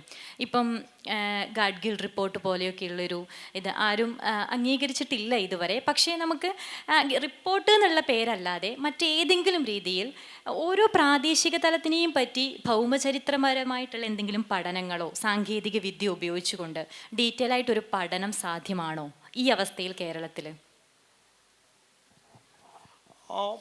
പഠനങ്ങൾക്ക് ക്ഷാമമില്ല. പക്ഷേ ഈ പഠനങ്ങൾ ഒന്നും തന്നെ ഗവേണൻസിലേക്ക് കണ്ണു ചേർക്കപ്പെടുന്നില്ല. കേരളത്തിൻ്റെ ഒരു പ്രത്യേകത, കേരളത്തിൽ നിങ്ങൾ എത്രയൊക്കെ അറിവ് ഉൽപ്പാദിപ്പിച്ചാലും ഈ അറിവ് ഒന്നും തന്നെ കേരളം ഭരിക്കുന്നതിനും ആരും ഉപയോഗിക്കാൻ പോകുന്നില്ല. ഇതാണ് അതിൻ്റെ പ്രശ്നം. അതെങ്ങനെയാണ് ചെയ്യുന്നതെന്ന് ഞാൻ പറയാം. ഞാനിപ്പോൾ തൃശ്ശൂരിൽ നിന്നാണ് ഇന്ന് വന്നത്. തൃശ്ശൂരിൽ നിന്ന് ഇങ്ങോട്ട് എത്തുമ്പോൾ ഒരു കഴിഞ്ഞ വർഷം തൃശ്ശൂരിൽ നിന്ന് കോഴിക്കോട് എത്താൻ എടുക്കുന്നതിനേക്കാൾ കുറച്ച് സമയം മതി ഇപ്പോൾ കോഴിക്കോട് എത്താൻ. റോഡ് നല്ല വീതിയായി, ഒരു 4 ലൈൻ ട്രാഫിക്കൊക്കെ ഉണ്ട്, വളരെ ഫാസ്റ്റായിട്ട് എത്താൻ പറ്റും. ഇതിവിടെ മാത്രമല്ല, തിരുവനന്തപുരം മുതൽ കാസർഗോഡ് വരെ നമ്മുടെ റോഡിന് വീതി കൂട്ടിയിട്ടുണ്ട്. പക്ഷേ ഈ വീതി കൂട്ടുന്ന സമയത്ത് സംഭവിച്ച ഒരു കാര്യം, ഏകദേശം 8,64,000 മരങ്ങൾ നമ്മൾ മുറിച്ച് കളഞ്ഞിട്ടുണ്ട്. വലിയ മരങ്ങളായിരുന്നു. ഈ മരങ്ങളിൽ പലതിലുമാണ് ഫ്രൂട്ട് ഈറ്റിംഗ് ബാറ്റ്സ് റൂസ്റ്റ് ചെയ്തിരുന്നത്. പകൽ അവർ താമസിച്ചിരുന്നത് ഈ മരങ്ങളുടെ മേലെയാണ്. ആ വവ്വാലുകൾ ഒരിക്കൽ പോലും കാട്ടിനകത്ത് ജീവിച്ചിട്ടുള്ളവരല്ല, കാട്ടിന് പുറത്താണ് അവർ ജീവിക്കുക. മാനാഞ്ചിറയിലൊക്കെ നമുക്ക് കാണാം. വൈകുന്നേരം ആയാലും സന്ധ്യയ്ക്ക് മാനാഞ്ചിറയിൽ പോയി നിന്ന് കഴിഞ്ഞാൽ കാണാം വലിയ വവ്വാലുകൾ വന്നിട്ട് മാനാഞ്ചിറ ചിറയിൽ ഒന്ന് മുങ്ങിയിട്ട് ഒരിത്തിരി വെള്ളം കുടിച്ചിട്ട് ആ പോകുന്ന പോക്ക് കാണാം. ഈ പോകുന്ന പോക്ക് ചെറിയ ദൂരമൊന്നുമില്ല, അവർ എറണാകുളത്തൊക്കെ പോയിട്ടൊക്കെ തിരിച്ചു വരിക. വലിയൊരു സ്പേസ് അവർ ഓക്കുപ്പൈ ചെയ്യും. ഇവരുടെ ഉള്ളിലാണ് നിപ്പ വൈറസ് ഉണ്ട്. ആ വവ്വാലുകൾ ജീവിച്ചിരുന്ന മരങ്ങൾ മുഴുവൻ പോയി. അവർ പിന്നെ എങ്ങോട്ട് പോകും? അവർ കുറച്ചും കൂടി പൊക്കം കുറഞ്ഞ മരങ്ങളിലേക്ക് പോകേണ്ടി വരും, പുരയിടങ്ങളിലേക്ക് വ്യാപിക്കേണ്ടി വരും. എല്ലാ വർഷവും കോഴിക്കോട് നിപ്പ വൈറസിൻ്റെ ഔട്ട്ബ്രേക്ക് വരുന്ന സമയത്ത് ഉണ്ടാകുന്ന പേടി നമുക്കറിയാം. നമ്മൾ റൂട്ട് മാപ്പ് തയ്യാറാക്കുന്നു, കോണ്ടാക്ട് ട്രേസ് ചെയ്യുന്നു, വലിയ ബഹളമാണ്. എന്താ കാരണം? കോവിഡിനേക്കാളും ഉയർന്ന മരണനിരക്കാണ് നിപ്പയ്ക്കുള്ളത്. നിപ്പ വന്നാൽ രക്ഷപ്പെടാൻ വലിയ സാധ്യതയില്ല. അപ്പോൾ നോക്കൂ എങ്ങനെയാണ് അതിലേക്ക് എത്തുന്നതെന്ന്. എന്നാൽ ഇത്രയും വലിയ ദൂരമുള്ളൊരു റോഡ് വർക്ക് ചെയ്യുന്ന സമയത്ത് സ്വാഭാവികമായിട്ടും ആ വർക്ക് ചെയ്യുന്നതിന് മുന്നേ ഒരു പരിസ്ഥിതി ആഘാത പഠനം നടത്തേണ്ട ആവശ്യമുണ്ട്. പക്ഷെ അത് നടന്നിട്ടില്ല. നടക്കാത്ത എന്തുകൊണ്ടാണ്? അത് നമ്മൾ ചെയ്തതെന്താ വെച്ചാൽ, ഭരണകൂടം ചെയ്തതെന്താ വെച്ചാൽ, തിരുവനന്തപുരം മുതൽ കാസർഗോഡ് വരെയുള്ള റോഡിനെ പല റീച്ചുകളായിട്ട് ഡിവൈഡ് ചെയ്തു. അപ്പോൾ ഒരു റീച്ചിന് ഇത്ര കിലോമീറ്റർ എന്നുള്ള നിലയ്ക്ക് ആ കിലോമീറ്റർ ഫിക്സ് ചെയ്യുന്നത് അത്ര ആകുമ്പോൾ EIA ആവശ്യമില്ല, കാരണം ചെറിയ വർക്കാണ്. അങ്ങനെയുള്ള നിരവധി ചെറിയ വർക്കുകളായിട്ട്, നിരവധി റീച്ചുകളായിട്ട് ഈ റോഡിൻ്റെ വർക്കിനെ മാറ്റിക്കൊണ്ട് EIA എന്നുള്ള പരിപാടിയെ വേണ്ടാന്ന് വെച്ചു. പക്ഷേ ഇത് സത്യത്തിൽ ഒരു സിംഗിൾ സ്ട്രെച്ച് സ്ഥലമാണ്. അതിന് ഇമ്പാക്റ്റ് ഒരുമിച്ച് പഠിക്കേണ്ട കാര്യമാണ്. ഇങ്ങനെ പരിസ്ഥിതിയുടെ പക്ഷത്ത് നിന്നുകൊണ്ട് സൂക്ഷിക്കേണ്ട ജാഗ്രത, ആ ജാഗ്രതയ്ക്ക് ആവശ്യമായിട്ടുള്ള നിയമങ്ങളെ ഭരണകൂടം തന്നെ ഇല്ലാതാക്കിക്കൊണ്ടിരിക്കുകയാണ്. പലപ്പോഴും നമ്മൾ വിചാരിക്കുന്നത് സാധാരണ മനുഷ്യനെ പോയി പഠിപ്പിക്കുകയാണോ വേണ്ടതെന്ന്. സാധാരണ മനുഷ്യനല്ല പ്രതി. സാധാരണ മനുഷ്യന് ബോധമില്ലാത്തതുകൊണ്ടല്ല, അവന് അറിവില്ലാത്തതുകൊണ്ടല്ല. പക്ഷെ അവൻ്റെ തലയ്ക്ക് മുകളിലൂടെ മുതലാളിത്തം അതിഭീകരമായിട്ടുള്ളൊരു ബുൾഡോസർ ഓടിച്ച് മുന്നോട്ട് പോയിക്കൊണ്ടിരിക്കുകയാണ്. പ്രാദേശികമായിട്ടുള്ള ജനതയുടെ അഭിപ്രായങ്ങൾക്ക് വിലയില്ലാതാവുന്ന അവസ്ഥയുണ്ട്. നമ്മൾ കേരളം പോലൊരു സംസ്ഥാന പഞ്ചായത്ത് രാജ് ഏറ്റവും ഗംഭീരമായിട്ട് നടപ്പിലാക്കിയെന്ന് അവകാശപ്പെടുന്ന സ്ഥലമാണ്. നിങ്ങൾ പഞ്ചായത്തിൽ പോയി ചോദിച്ചാൽ അറിയാം, പഞ്ചായത്തിൻ്റെ പല അധികാരങ്ങളും തിരിച്ചു പോയി കഴിഞ്ഞു. അവർക്ക് ഇപ്പോൾ ഉദാഹരണത്തിന് ചെറിയ എക്സാമ്പിൾ പറയാം. ഒരു കോറി നടത്താനായിട്ട് ആൾ റിക്വസ്റ്റ് കൊടുക്കുകയാണ് പഞ്ചായത്തിന് അനുവാദം വേണം. 3 മാസത്തിനുള്ളിൽ പഞ്ചായത്തിന് ആകെ ചെയ്യാൻ പറ്റുന്ന അനുവാദം കൊടുക്കുക എന്നുള്ളതാണ്. 3 മാസം കഴിഞ്ഞിട്ടും അനുവാദം കൊടുത്തിട്ടില്ലെങ്കിൽ ഓട്ടോമാറ്റിക്കായിട്ട് അവർക്കത് വർക്ക് സ്റ്റാർട്ട് ചെയ്യാം. ഇനി അവർ പഞ്ചായത്ത് അങ്ങനെ അനുവാദം കൊടുക്കുന്നില്ല എന്ന് പറഞ്ഞാൽ അവർക്ക് നേരെ കോടതിയിൽ പോയും സ്റ്റേ വാങ്ങിക്കുകയും ചെയ്തുകൊണ്ട് അവർക്ക് വർക്ക് ചെയ്യാനും പറ്റുകയും ചെയ്യും. ഇനി അങ്ങനൊരു ഏതെങ്കിലും ഒരു ഘട്ടത്തിൽ അതൊരു തെറ്റായി പോയി എന്ന് കോടതി വിലയിരുത്തി കഴിഞ്ഞാൽ ഇവരാകെ ചെയ്യേണ്ടത് കുറച്ച് ഫൈൻ അടക്കേണ്ട ആവശ്യം മാത്രമേ ഉള്ളൂ. പക്ഷെ അതിനേക്കാൾ എത്രയോ കൂടുതൽ പൈസ അവരവിടെ നിന്ന് എടുത്തിട്ടുണ്ടാവും. അപ്പം സാധാരണ മനുഷ്യനെ ബോധവൽക്കരിക്കലല്ല പ്രശ്നം. സാധാരണ മനുഷ്യന് തീരുമാനം എടുക്കാനുള്ള സാധ്യതകൾ പോലും ഇല്ലാതായിട്ടുണ്ട്. ഗ്രാമസഭകൾ പോലും അതാത് ഭരിക്കുന്ന പ്രസ്ഥാനങ്ങൾ കസ്റ്റമേഡ് ആയിട്ട് നടത്തുന്ന എഫേർട്സായിട്ട് മാറിക്കഴിഞ്ഞിട്ടുണ്ട്. അവിടെ പോയിട്ട് അഭിപ്രായം പറഞ്ഞാൽ തല്ലുള്ളൂ. അതാണ് അവസ്ഥ. അപ്പോൾ ആ തരത്തിൽ മോഡിഫൈഡ് ആയിട്ടൊരു ഒരു സിനറിയോയിലാണ് നടക്കുന്നത്. അപ്പോൾ ആ നിലയ്ക്ക് പ്രാദേശിക മുതലാളിത്തം എങ്ങനെയാണ് പ്രവർത്തിക്കുന്നത് നമ്മൾ ഇതുവരെ പഠിക്കാൻ തയ്യാറായിട്ടില്ല. എല്ലാവരും പറയുന്നത് ആഗോള മുതലാളിത്തത്തെക്കുറിച്ച് അറിയാം, ദേശീയ തലത്തിൽ മുതലാളിത്തം എങ്ങനെ ഓപ്പറേറ്റ് ചെയ്യണമെന്ന് അറിയാം. പക്ഷേ ഒരു പഞ്ചായത്തിൽ മുതലാളിത്തം എങ്ങനെ ഓപ്പറേറ്റ് ചെയ്യണമെന്ന് ഒരാൾ പഠിക്കില്ല. എങ്ങനെയാണ് ഒരു പഞ്ചായത്തിൻ്റെ സാമ്പത്തിക സംവിധാനം എങ്ങനെയാണ് ഓപ്പറേറ്റ് ചെയ്യുന്നത്. കേരളത്തിൽ നോക്കിക്കഴിഞ്ഞാൽ ഓരോ പഞ്ചായത്തിലും പുതിയ ഭൂഷ്വാസം ഉയർന്നു വരുന്നത് എങ്ങനെയാണ് എന്ന് ഒരാൾ പഠിക്കാൻ തയ്യാറായിട്ടില്ല. ഞാനൊക്കെ താമസിക്കുന്ന സ്ഥലത്ത് ഒരു മനുഷ്യനുണ്ടായിരുന്നു. പുള്ളി കുറച്ചാൾ ഗൾഫിൽ ജോലി ചെയ്തു. അയാൾ തിരിച്ചു വന്നു. അയാൾ അവിടെ ഒരു കോറി തുടങ്ങി. അയാൾ പൈസ അവിടെ നിന്ന് ഉണ്ടാക്കി. അയാൾ അതിൻ്റെ ആ പൈസയുടെ റീഇൻവെസ്റ്റ്മെൻ്റ് ആയിട്ട് ഇന്നിപ്പോൾ അവിടെയുള്ള ഏറ്റവും വലിയ ലോഡ്ജും ഏറ്റവും വലിയ ഹോട്ടലും ഒക്കെ നടത്തുന്ന ഒരാളായിട്ട് മാറി. എല്ലാ രാഷ്ട്രീയ പ്രസ്ഥാനങ്ങളും ഫണ്ട് ചെയ്യുന്നത് പുള്ളിയാണ്. പ്രാദേശികമായിട്ട് ഒരാൾക്കും പുള്ളിക്കെതിരെ ഒരു പരാതിയില്ല. ഒരു ദിവസം ഒറ്റ എക്സാമ്പിൾ പറഞ്ഞാൽ നിങ്ങൾക്ക് മനസ്സിലാവും. ഒരു ദിവസം ഞാൻ ഞെട്ടിപ്പോകുന്നൊരു വാർത്ത കണ്ടത്, ഒരു JCB ഒരു വീട്ടിലേക്ക് കയറുകയാണ്. വീടിൻ്റെ ഗേറ്റ് പൊളിച്ച് JCB അകത്തേക്ക് കയറും. ഒരു പെൺകുട്ടി വീട്ടിൽ നിന്ന് പുറത്തേക്ക് ഇറങ്ങി വരുന്നു. അത് കരഞ്ഞുകൊണ്ട് ഇറങ്ങി വരുന്നുണ്ട്. ഈ JCB ചെയ്തെന്താ അറിയോ? ആ കുട്ടീനെ ആ വലിയ നീളമുള്ള ആ ഭാഗം വെച്ചിട്ട് കോരിയെടുക്കുകയാണ്. ആ കോരിയെടുത്ത പെൺകുട്ടീനെ, ജീവനുള്ള പെൺകുട്ടീനെ എടുത്ത് മാറ്റി വെച്ചിട്ട് ആ വീട് ഇടിച്ച് പൊളിക്കുകയാണ്. അപ്പോൾ ഞാൻ നോക്കുമ്പോൾ ഇത് എവിടെ നടക്കുന്നത്? ഇത് ബീഹാറിലൊന്നും അല്ലല്ലോ, ഇത് കേരളത്തിൽ നടക്കുകയാണ്. തൃശ്ശൂരിൽ പട്ടിക്കാട് എന്ന് പറഞ്ഞ സ്ഥലത്ത് നടക്കുകയാണ്. ഇത് അന്വേഷിച്ച് പോകുമ്പോൾ എന്താ വെച്ചാൽ അവിടെ നിന്ന് ഒന്ന് വിളി കേൾക്കാവുന്ന ദൂരത്തിൽ ഓട്ടോറിക്ഷ സ്റ്റാൻഡുണ്ട്. അവിടെ നിന്ന് 150 മീറ്റർ അപ്പുറത്ത് പോലീസ് സ്റ്റേഷനുണ്ട്. ഒരാളും അങ്ങോട്ട് തിരിച്ച് ആ വീട് ഇടിച്ച് നിരത്തി താഴെ വീഴുന്നത് വരെ ഒരു മനുഷ്യൻ അവിടെ വന്നിട്ടില്ല. അന്വേഷിക്കുമ്പോൾ എന്താ അവസ്ഥ? അവിടെ എല്ലാ പ്രസ്ഥാനങ്ങളിലെ ആളുകളുണ്ട്. INTCൻ്റെ ആളുകൾ നിൽക്കുന്ന സ്ഥലമുണ്ട്, CITൻ്റെ ആളുകളുണ്ട്, DYFI പ്രവർത്തകരെ ചുറ്റുപാടെന്ന് അറിയേണ്ട. ഒരാളും അങ്ങോട്ട് തിരിഞ്ഞു വന്നിട്ടില്ല. അന്വേഷിക്കുമ്പോൾ എന്താ? അവരെല്ലാവരും ഓൾറെഡി പെയ്ഡാണ്. അവർക്ക് പൈസ കൊടുത്തിട്ടുണ്ട്. പ്രാദേശിക തലത്ത് മുതലാളിത്തം ഓപ്പറേറ്റ് ചെയ്യുന്ന രീതി അങ്ങനെയാണ്. ആ നിലയ്ക്ക് ഇടിച്ചു പൊളിച്ച് പോകുന്ന സമയത്ത് എല്ലാവരെയും ബ്രൈബ് ചെയ്യാൻ പറ്റും. ആ തരത്തിൽ ഉള്ള ഒരു അവസ്ഥയിലേക്ക് മാറി. ഒരാൾ പോലും ഇത് ശരിയല്ല എന്ന് പറയാൻ ഒരു കുഞ്ഞിനെ പോലും അവിടെ കിട്ടിയിട്ടില്ല എന്നുള്ളത്. ഏകദേശം 1.5 മണിക്കൂർ കഴിഞ്ഞിട്ടാണ് 150 മീറ്റർ ദൂരെയുള്ള പോലീസ് സ്ഥലത്തെത്തുന്നത്. അപ്പം നമ്മൾ വിചാരിക്കുന്ന പോലെ ഒരു സ്ഥലമല്ല കേരളം. ഗംഭീരമായിട്ടുള്ള കോർപ്പറേറ്റ്സ് ഓപ്പറേറ്റ് ചെയ്യുന്ന ഒരു സ്ഥലമായിട്ട് മാറിക്കഴിഞ്ഞു. അത് സാധാരണ ഒരു മനുഷ്യൻ്റെ നിലപാടിന്, അഭിപ്രായത്തിന്, നിർദ്ദേശങ്ങൾക്ക് കാതോർക്കുന്ന ഒരു സംവിധാനം പോലും അവിടെയില്ല. അതുകൊണ്ട് തന്നെയാണ് ഗാഡ്ഗിൽ കമ്മിറ്റി റിപ്പോർട്ട് ആർക്കും ഇഷ്ടമാവാത്തതും. ആ റിപ്പോർട്ട് പറയാൻ ശ്രമിച്ചൊരു കാര്യം എന്താ വെച്ച് കഴിഞ്ഞാൽ, അതാത് പ്രദേശത്ത് ജീവിക്കുന്ന ജനങ്ങൾക്ക് തീരുമാനം എടുക്കാനുള്ള സ്വാതന്ത്ര്യം ഉണ്ടാവണം. ആ റിപ്പോർട്ട് തന്നെ പറഞ്ഞു, അവിടെ ഒരു പഞ്ചായത്തിലുള്ള മനുഷ്യർക്ക് തോന്നുകയാണ് അവിടെ കാട്ടുപന്നി വലിയ പ്രശ്നമാണെന്നുണ്ടെങ്കിൽ അത് കൊല്ലാനായിട്ടുള്ള അധികാരം മനുഷ്യർക്ക് ഉണ്ടാവണം.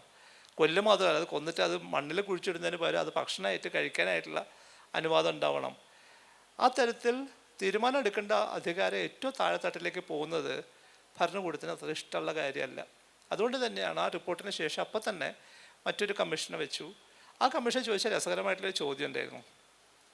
ഇതേപോലെ പ്രധാനപ്പെട്ട കാര്യങ്ങൾ തീരുമാനമെടുക്കേണ്ട ഉത്തരവാദിത്വം എങ്ങനെയാണ് ഗ്രാമീണരെയും നിരക്ഷരരായ ആദിവാസികളെയും ഏൽപ്പിക്കുക എന്നാണ് ചോദിച്ചത്.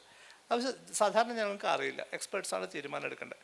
അപ്പോൾ ആ ഒരു ലോജിക്കലാണ് അത് വർക്കൗട്ട് ചെയ്യുക. അതെല്ലാവർക്കും ഇഷ്ടപ്പെടുന്ന ഒരു ലോജിക്കാണ്.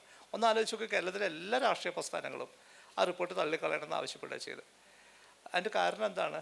അതിൻ്റെ കാരണം എല്ലാ രാഷ്ട്രീയ പാർട്ടികളും ഫണ്ട് ചെയ്യപ്പെടുന്നത് ഈ പറയുന്ന ഭൂമിയെ വിറ്റ് കിട്ടുന്ന പൈസ കൊണ്ടാണ്. It is as simple as that. അതിലേക്ക് ഞാനൊരു പോയിന്റും കൂടി ആഡ് ചെയ്യാണ്. സാറ് പറഞ്ഞല്ലോ, സാറ് പറഞ്ഞു ഈ ഇത്രയും വലിയ ദുരന്തങ്ങൾ ഭരണതലത്തിലേക്ക് ഭരണത്തിലിരിക്കുന്ന ആളുകളിലേക്ക് എത്തിക്കാൻ പറ്റാത്തതല്ല, അതിലേക്ക് എത്തുന്നില്ല എന്നുള്ളതിൻ്റെ ഒരു വലിയ ഉദാഹരണമായിരുന്നു 2018 നമ്മൾ പറഞ്ഞു നൂറ്റാണ്ടിലെ ഏറ്റവും വലിയ വെള്ളപ്പൊക്കം എന്നൊക്കെ പറഞ്ഞു കേരളം ഒറ്റക്കെട്ടായി നേരിടും. നിങ്ങളെപ്പോലുള്ള ഒരുപാട് യങ് ആയിട്ടുള്ള ആൾക്കാരായിരുന്നു മുൻനിരയിൽ നിന്ന് അന്ന് പ്രവർത്തിച്ചിരുന്നത്. അപ്പം നമ്മളൊക്കെ വിചാരിച്ചു യഥാർത്ഥത്തിൽ വലിയൊരു മാറ്റം കേരളത്തിൽ ഉണ്ടാവാൻ പോവുകയാണ്. ഇത്രയും വലിയ ദുരന്തം ഉണ്ടായിക്കഴിഞ്ഞു. മത്സ്യത്തൊഴിലാളികൾ വെസ്റ്റേൺ ഗാർഡ്സ് മലമുകളിലേക്ക് തോണിയിൽ പോയിട്ട്, നിങ്ങളൊന്ന് ആലോചിക്കണം, ഇവിടുന്ന് കടൽക്കരയിൽ നിന്ന് മത്സ്യത്തൊഴിലാളികൾ തോണിയിൽ ഒരു പത്തനംതിട്ട പോലെയുള്ള ജില്ലകളിലേക്കൊക്കെ പോയി ആൾക്കാരെ രക്ഷപ്പെടുത്തുന്ന ഒരു ചിത്രം. അത് കഴിഞ്ഞു കഴിഞ്ഞാൽ കേരളത്തിൽ വലിയൊരു മാറ്റം ഉണ്ടാവാൻ പോവുകയാണ് എന്ന്, പ്രത്യേകിച്ചും നിങ്ങളെപ്പോലുള്ള യുവജനങ്ങൾ മുന്നിട്ടിറങ്ങിയപ്പോൾ വലിയൊരു മാറ്റം ഉണ്ടാവാൻ പോവുകയാണെന്ന് എല്ലാവരും വിചാരിച്ചിരുന്നു. കുറേ ആൾക്കാർ സത്യസന്ധമായിട്ട് വിചാരിച്ചു. പക്ഷേ ഒന്നും സംഭവിച്ചില്ല. അതേപോലെ നമ്മൾ എന്തൊരു ഭ്രാന്തമായ, സാറ് നേരത്തെ പറഞ്ഞതുപോലെ വികസനം എന്ന് പറയുന്നത് അർബുദത്തിൻ്റെ ഐഡിയോളജിയാണ്, അർബുദ കോശങ്ങളുടെ സിദ്ധാന്തമാണെന്ന് പറഞ്ഞല്ലോ. അതായത് വളരുക എങ്ങോട്ടേക്കാണ് നമ്മൾ വളരുന്നത്? ഈ ഇൻഫ്രാസ്ട്രക്ചർ ഇങ്ങനെ ഡെവലപ്പ് ചെയ്ത് നമുക്ക് ജീവിക്കണം എന്നുള്ള ആ അവസ്ഥയിൽ എസ്പെഷ്യലി സാധാരണക്കാരായിട്ടുള്ള ആളുകൾക്ക്, നമ്മൾ ഓൾറെഡി മാർജിനലൈസ്ഡ് ആയിട്ടുള്ള മത്സ്യത്തൊഴിലാളികൾക്ക്, ആദിവാസികൾക്ക്, കർഷകർക്ക്, സാധാരണ ജനങ്ങൾക്ക്, അവരിൽ തന്നെ സ്ത്രീകൾക്ക്, കുട്ടികൾക്ക് ഈ ജീവിക്കണം എന്നുള്ള അവസ്ഥയിൽ നിന്ന് പോയിട്ട് ഒരു വികസന ഭ്രാന്തിലേക്ക് നമ്മുടെ സമൂഹത്തെ മാറ്റി നിർത്താൻ, വികസന വേണ്ട എന്ന് പറയുന്നവർ ആൻറ്റി ദേശ ദ്രോഹികളായിട്ടും അല്ലെങ്കിൽ അർബൻ നക്സൽസ് ഒക്കെ ആയിട്ട് അഴികൾക്ക് പിന്നിൽ അവരെ ജയിലിലാക്കാൻ, തടവിലാക്കാനുള്ള രീതിയിൽ വരെ നമ്മൾ എത്തിക്കഴിഞ്ഞു. അപ്പോൾ ഈ വികസന ഭ്രാന്തിനെ കുറിച്ച് നിങ്ങൾ ആലോചിക്കണം എന്നെനിക്കൊരു അപേക്ഷ ഉണ്ട്. സർ, സത്യം പറഞ്ഞാൽ ഈ ഒരു വിഷയത്തെപ്പറ്റി എന്തെങ്കിലും ഒന്ന് സംസാരിക്കുക എന്നുള്ളതല്ലാണ്ട് സത്യമായിട്ടും നമുക്കൊരു സങ്കടം വരുമല്ലോ ഈ ഒരു വിഷയത്തെപ്പറ്റി സംസാരിക്കുമ്പോൾ. കാരണം ഇപ്പോഴും നമ്മൾ ഈ സംസാരിക്കുമ്പോഴും ഇവർ ഈ കേട്ടുകൊണ്ടിരിക്കുമ്പോഴും വരെ ഓരോ ദുരന്തങ്ങളും ഓരോ മാറ്റങ്ങളും നമ്മുടെ ക്ലൈമറ്റിൽ ഉണ്ടായിക്കൊണ്ടിരിക്കുകയാണ്. നാളെ എന്ത് വേണം എന്നൊരു പക്ഷേ തീരുമാനിക്കുന്നത് ശരിക്കും മാനുഷിക ഇടപെടലുകൾ തന്നെയാണെന്ന് തോന്നാറുണ്ട്. അപ്പം എനിക്ക് തോന്നുന്നൊരു കാര്യം, ശരിക്കും മനുഷ്യൻ ആരെയാണ് ഈ പറ്റിക്കുന്നത്? അവനവനെ തന്നെ പറ്റിച്ചുകൊണ്ടിരിക്കുന്ന ഒരു കാര്യമാണ്. കാരണം ഈ തലമുറ മാത്രമല്ല, ഇനി വരാൻ പോകുന്ന നമ്മളും നമ്മുടെ കുട്ടികളും കുട്ടികളുടെ കുട്ടികളൊക്കെ ആയിരിക്കാം ഏറ്റവും വലിയ വിക്ടിംസായി മാറാൻ പോകുന്നത്. ആ ഒരു ബോധം ഇന്നത്തെ തലമുറയ്ക്കോ അല്ലെങ്കിൽ നമ്മുടെ നാട്ടിലെ ആൾക്കാർക്കോ ഉണ്ടോ എന്നുള്ളത് ചിന്തിക്കേണ്ട ഒരു സമയത്ത് തന്നെയാണ് ഇരിക്കുന്നത്. കാരണം എന്ത് പറഞ്ഞാണ് ഇവരെ അതിൻ്റെ ആ ഒരു എന്താ പറയുക തീവ്രത മനസ്സിലാക്കേണ്ടത് മനസ്സിലാവുന്നില്ല. ഇനി നമുക്ക് ഇനി എന്താണ് നമുക്ക് ചെയ്യാൻ കഴിയുക? സത്യത്തിൽ ഇത്തരത്തിലുള്ള ഈ ചർച്ചകളും ഡിബേറ്റുകളും ഒക്കെ ഒഴിവാക്കി കഴിഞ്ഞാൽ നമുക്ക് പ്രായോഗിക തലത്തിൽ നമുക്കിനി എന്ത് ചെയ്യാൻ കഴിയും? നമുക്ക് രണ്ട് രീതിയിൽ ഒരു വസ്തുവിനെ തകർക്കാം. ഒന്ന് പുറത്തുനിന്ന് തകർക്കാം, അല്ലെങ്കിൽ അകത്തുനിന്ന് തകർക്കാം. അത് ഏത് വേണമെന്ന് തീരുമാനിക്കേണ്ട ആവശ്യമില്ല. ഒന്നല്ലെങ്കിൽ ഉള്ളിൽ നിന്ന് തന്നെ ബോംബ് വെച്ച് തകർക്കാം, അല്ലെങ്കിൽ പുറത്തുനിന്ന് അടിച്ച് തകർക്കാം. തകർക്കേണ്ടത് എന്തിനെയാണ്? തകർക്കേണ്ടത് ക്യാപിറ്റലിസ്റ്റ് ഐഡിയോളജീനെയാണ്. മുതലാളിത്തം അത്ര ഭീകരമായിട്ട് ഒരു ബുൾഡോസർ പോലെ നമ്മുടെ എല്ലാവരുടെയും ജീവിതത്തിൽ കയറി ഇറങ്ങി പോകുന്ന ആ സംവിധാനത്തെയാണ് പിടിച്ചു നിർത്തേണ്ടത്. അതെങ്ങനെ പിടിച്ചു നിർത്തുക? അതിന് കാരണം എന്താ വെച്ചാൽ, മുതലാളിത്തം പറയുന്നത് എന്താണ്? നിങ്ങൾ നല്ല സ്പീഡിൽ ഓടിക്കൊണ്ടിരുന്നാൽ മാത്രമേ നിങ്ങളിപ്പോൾ നിൽക്കുന്ന സ്ഥലത്ത് നിൽക്കാൻ പറ്റുള്ളൂ എന്നാണ് ഈ പറയുന്നത്. നിങ്ങൾ ഫുൾ സ്പീഡിൽ ഓടിയാൽ മാത്രമേ ഉള്ളൂ ഇപ്പം നിങ്ങൾ നിൽക്കുന്ന സ്ഥലത്ത് തന്നെ നിങ്ങൾക്ക് നിൽക്കാൻ പറ്റുള്ളൂ. നിങ്ങൾ ലാഭം ഉണ്ടാക്കിക്കൊണ്ടേയിരിക്കണം, മുന്നോട്ട് പോയിക്കൊണ്ടിരിക്കണം. അപ്പോൾ കച്ചവടക്കാരൊക്കെ പറയുന്ന കാര്യമുണ്ട്. ഒരു കച്ചവടക്കാരൻ ഒരു വർഷത്തെ അയാൾ ഒരു 100 രൂപയുടെ ലാഭം ഉണ്ടാക്കിയെന്ന് വയ്ക്കുക. അടുത്ത വർഷം അയാളൊരു 110 രൂപേൻ്റെ ലാഭം ഉണ്ടാക്കി. ഇൻഫ്ലേഷനൊക്കെ നമ്മൾ കണക്കിലാക്കി. അങ്ങനെ ഒരു കച്ചവടക്കാരൻ ഒരു തോറ്റുപോയ കച്ചവടക്കാരനായിട്ടാണ് കാണുക. അയാൾ വിജയിച്ച കച്ചവടക്കാരനാണെങ്കിൽ അയാൾ അടുത്ത വർഷം 100 എന്നുള്ളത് 200 ആക്കിയേ പറ്റൂ. അതിൻ്റെ അടുത്ത വർഷം 400 ആക്കിയേ പറ്റൂ. അങ്ങനെ പോയാൽ മാത്രമേ അയാളൊരു കച്ചവടക്കാരനായിട്ട് പോലും, വിജയിച്ച കച്ചവടക്കാരൻ എന്നുള്ള കച്ചവടക്കാരൻ പോലും ആയിട്ട് നമ്മൾ കണക്കാക്കുള്ളൂ. ഇതാണ് ക്യാപിറ്റലിസത്തിൻ്റെ ലോജിക്ക്. ഈ ലോജിക്കിലേക്ക് എല്ലാവരെയും കൊണ്ടുവരാനായിട്ട് എല്ലാവരും കടഞ്ഞ് പരിശ്രമിക്കുന്നുണ്ട്. നോക്കൂ, ഞാൻ വരുന്ന വഴിക്ക് മുഴുവൻ കാണുന്നത് വികസനത്തിൻ്റെ പോസ്റ്ററുകളാണ്. MLA-യുടെയും മന്ത്രിയുടെയും ഒക്കെ ഇത്ര കോടി രൂപ എന്ന് പറഞ്ഞിട്ട്. ഇതിനല്ലല്ലോ നമ്മളിവരെ അധികാരത്തിൽ ഏൽപ്പിച്ചത്. അധികാരം ഏൽപ്പിച്ചത് മറ്റു ചില കാര്യങ്ങൾക്ക് വേണ്ടിയിട്ടാണ്. സമൂഹത്തെ മുന്നോട്ട് കൊണ്ടുപോകാനായിട്ട് പറ്റുന്നത് ആ നിലക്കല്ല. സിവിൽ വർക്കുകൾ ഇങ്ങനെ ഒരു ചെറിയ ഉദാഹരണം പറഞ്ഞാൽ നിങ്ങൾക്ക് മനസ്സിലാവും. ഏത് ബഡ്ജറ്റ് എടുത്ത് നോക്കിയാലും അറിയാം, ബഡ്ജറ്റിൽ ഏത് സെക്ടറിന് പൈസ മാറ്റി വെച്ചാലും, അത് വിദ്യാഭ്യാസത്തിനായിക്കോട്ടെ, വ്യവസായത്തിനായിക്കോട്ടെ, ആരോഗ്യത്തിനായിക്കോട്ടെ, ഏത് വകുപ്പിന് പൈസ കൊടുത്താലും ആത്യന്തികമായിട്ട് ഗ്രൗണ്ടിൽ നടക്കുന്നത് സിവിൽ വർക്കായിരിക്കും, കൺസ്ട്രക്ഷൻ വർക്കായിരിക്കും. നിങ്ങൾ വിദ്യാഭ്യാസത്തിന് പൈസ കൊടുത്തോ, പുതിയ കെട്ടിടം പണിയും, മതിൽ പണിയും. നിങ്ങൾ ആരോഗ്യത്തിന് പൈസ കൊടുത്തോ, പുതിയ ആശുപത്രി കെട്ടിടം പണിയും. നിങ്ങൾ ഇനിയിപ്പോൾ എന്താ പറയുക, കൃഷിക്ക് പൈസ കൊടുത്തോ, അത് കൃഷിയിടത്തിലേക്ക് റോഡ് പണിയും, കൃഷിയിടത്തിലേക്ക് ട്രാക്ടർ ഇറങ്ങാനുള്ള സംഭവം പണിയും. കൺസ്ട്രക്ഷൻ വർക്ക് മാത്രമേ നടക്കൂ. ഇതെന്തുകൊണ്ടാണ് അങ്ങനെ? അതിൻ്റെ കാരണം എന്താ വെച്ച് കഴിഞ്ഞാൽ, സിവിൽ വർക്കിനകത്ത് അഴിമതി കൃത്യമായിട്ട് സ്റ്റാൻഡർഡൈസ് ചെയ്തിട്ടുണ്ടെന്നുള്ളതാണ്. അതിന് സംശയമൊന്നുമില്ല. അതിനകത്ത് എങ്ങനെയാണ് പൈസ വീതിക്കേണ്ടതെന്നുള്ളതിനെക്കുറിച്ച് തീരുമാനമായിട്ടുണ്ട്, ധാരണയായിട്ടുണ്ട്. ബാക്കി ഏതെങ്കിലും സ്ഥലത്ത് പൈസ ചിലവാക്കണമെങ്കിൽ അത് വീണ്ടും ഇനി സ്റ്റാൻഡർഡൈസ് ചെയ്ത് എടുക്കാൻ ഒത്തിരി സമയമുണ്ടാകും. അപ്പോൾ അത് ഓൾറെഡി സ്റ്റാൻഡർഡൈസ് ആയിട്ടുള്ള സ്ഥലത്ത് ഇത് കൃത്യമായിട്ട് നടന്നുകൊണ്ട് പോകും. അപ്പോൾ ഇത് നമ്മൾ വികസിപ്പിക്കുകയല്ല ചെയ്യുന്നത്. ഇത് മറ്റ് ചില നമ്മുടെ പേര് പറഞ്ഞുകൊണ്ട് മറ്റ് ചില ആളുകൾ തമ്മിലുള്ള ട്രേഡാണ് നടക്കണമെന്ന് തിരിച്ചറിയാനായിട്ട് പറ്റേണ്ട ആവശ്യമുണ്ട്. അപ്പോൾ അതിന് നമ്മൾ നിന്ന് കൊടുക്കുകയാണ്. നമ്മൾ റോ മെറ്റീരിയൽ മാത്രമാണ്, നമ്മൾ അസംസ്കൃത വസ്തു മാത്രമാണ്. നമ്മുടെ പേര് പറഞ്ഞിട്ട് ട്രേഡ് നടക്കുന്ന വേറെ നിലയ്ക്ക് ഉള്ള പ്രോസസ്സാണ്. അപ്പോൾ അതിനോട് നമുക്ക് റെസ്പോണ്ട് ചെയ്യേണ്ട ആവശ്യമുണ്ട്. അപ്പോൾ ഞാൻ എന്താ പറയേണ്ടത്, എനിക്ക് തൃശ്ശൂരിൽ നിന്ന് കോഴിക്കോട് എത്താനായിട്ട് 1 മണിക്കൂർ കൂടിയാലും കുഴപ്പമില്ല. പക്ഷേ ഈ നിപ്പ വൈറസ് ഉള്ളിലുള്ള വവ്വാലുകൾ സുരക്ഷിതമായിട്ട് ജീവിക്കണം. കാരണം അവർ സുരക്ഷിതമായിട്ട് ജീവിച്ചാൽ മാത്രമേ ഉള്ളൂ മനുഷ്യർക്ക് സുരക്ഷയായിട്ട് ജീവിക്കാൻ പറ്റുക. അവരെ ത്രട്ടൺ ചെയ്ത് കഴിഞ്ഞാൽ, അവരെ ഡിസ്പ്ലേസ് ചെയ്ത് കഴിഞ്ഞാൽ അവരുടെ ഉള്ളിലുള്ള ജീവജാലങ്ങൾ എത്രയും പെട്ടെന്ന് പുറത്തെയാടി രക്ഷപ്പെടാൻ പോകും. ആ സമയത്താണ് അത് മനുഷ്യരിലേക്ക് ചാടുക. അപ്പോൾ അവരും കൂടി ഹെൽത്തി ആയിട്ട് നിൽക്കുന്ന ഒരു സാഹചര്യത്തിൽ മാത്രമേ മനുഷ്യ സമൂഹത്തിന് ഹെൽത്തി ആയിട്ട് നിൽക്കാൻ പറ്റുള്ളൂ എന്നെങ്കിലും നമ്മൾ തിരിച്ചറിയേണ്ട ആവശ്യമുണ്ട്. പക്ഷെ അങ്ങനെയല്ല നമ്മളോട് പറയുക പോലും ചെയ്യാതെ, ഒരാളുടെ അനുവാദം ചോദിക്കാതെ ഈ മരങ്ങൾ മുഴുവൻ മുറിച്ചു പോകും. അനാഥരായിട്ട് അവർക്ക് ജീവിക്കുന്ന സ്ഥലം മുഴുവൻ നഷ്ടപ്പെട്ടു. ഒരു ദിവസം നമ്മുടെ വീടങ്ങ് ഇടിച്ച് നിരപ്പാക്കുന്ന പോലെയാണ്. ഈ പാവം ജീവജാലങ്ങൾ അടുത്ത സ്ഥലത്തേക്ക് പോകേണ്ടി വരും. സ്വാഭാവികമായിട്ടും അവർ കുറച്ചും കൂടി താഴ്ന്ന മരങ്ങളിലൊക്കെ ജീവിക്കുമ്പോൾ അവർ ആരോഗ്യം ക്ഷയിക്കുന്ന സമയത്ത് അതിനുള്ളിലുള്ള വൈറസും ബാക്ടീരിയയും വൈറസുകളും എല്ലാം പുറത്തിയാടാനായിട്ട് ശ്രമിക്കുക. അങ്ങനെ പുറത്തിയാടുന്ന സമയത്ത് മനുഷ്യരിലേക്ക് ജമ്പ് ചെയ്യുകയും ചെയ്യും. അപ്പോൾ നമുക്ക് നിലനിൽക്കണമെന്നുണ്ടെങ്കിൽ ഈ വേഗതയിലുള്ള വികസനത്തിനകത്ത് അത് സാധ്യമാവില്ല. ഇതിൻ്റെ എക്സ്ട്രീം എക്സാമ്പിൾ നമുക്ക് ഡൽഹിയിൽ നോക്കി കാണാം. ഡൽഹിയിൽ മനുഷ്യർക്ക് ജീവിക്കാൻ പറ്റാത്ത അവസ്ഥയായിരിക്കും.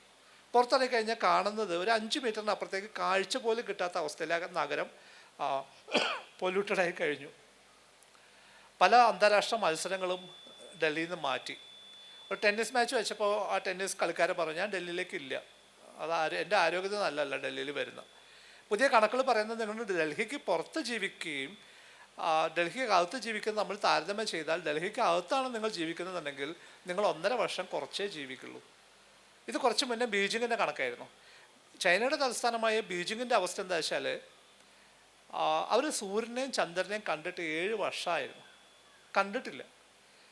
എന്തോ ഒരു ചെറിയൊരു പ്രകാശം പോലെ തോന്നുന്നല്ലാതെ ആ കൃത്യമായിട്ടുള്ള വട്ടത്തിൽ സൂര്യനെ കണ്ടിട്ടില്ല. അവർ ചന്ദ്രനെയും കണ്ടിട്ടില്ല കുറേ വർഷങ്ങളായിട്ട്.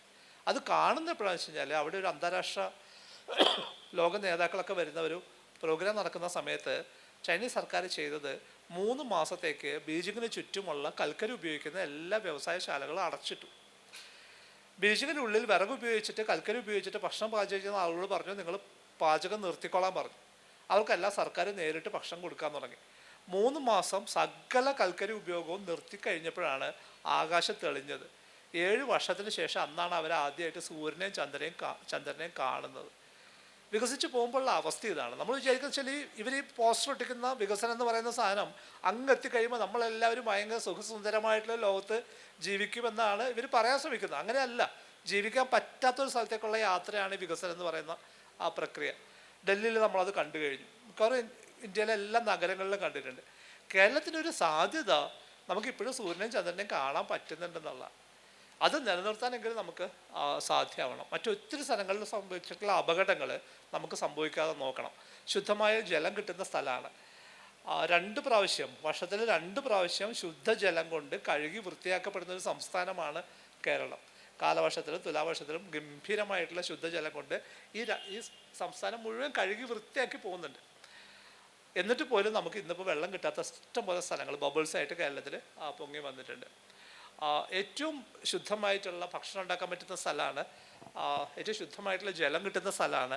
പക്ഷേ ഇന്നുള്ള കേരളത്തിലെ നഗരങ്ങളെല്ലാം തന്നെ കുടിക്കുന്ന വെള്ളം സേഫേ അല്ല. തിരുവനന്തപുരത്ത് അമീബ കളിക്കുന്ന കളി മനസ്സിലായിട്ടില്ല എന്താ സംഭവിക്കുന്നത്. മനുഷ്യൻ മരിക്കുന്നു, അമീബിക് മെനിഞ്ചൈറ്റിസ് വന്നിട്ട് ആളുകൾ മരിക്കുകയാണ്. ഇത് എവിടെ നിന്നാണ് വരണമെന്ന് മനുഷ്യർക്ക് മനസ്സിലാവുന്നില്ല, ഒരാൾക്ക് മനസ്സിലാവുന്നില്ല. അതിൻ്റെ സോഴ്സ് കണ്ടെത്താൻ പറ്റുന്നില്ല. അമീബ എല്ലായിടത്തും ഉണ്ട്. ഏറ്റവും ലേറ്റസ്റ്റ് ആയിട്ട് പറയുന്നൊരു കാര്യം, ഈക്കോളൈ എന്ന് പറയുന്ന ആ ബാക്ടീരിയ നമ്മുടെ ശരീരത്തിലേക്ക് കയറുന്ന സമയത്ത് ആ ബാക്ടീരിയ മാത്രമല്ല കയറുക, അത് അതിനോടൊപ്പം മറ്റു പല വൈറസുകളെയും ഒപ്പം കൊണ്ടുവരുന്നുണ്ട്.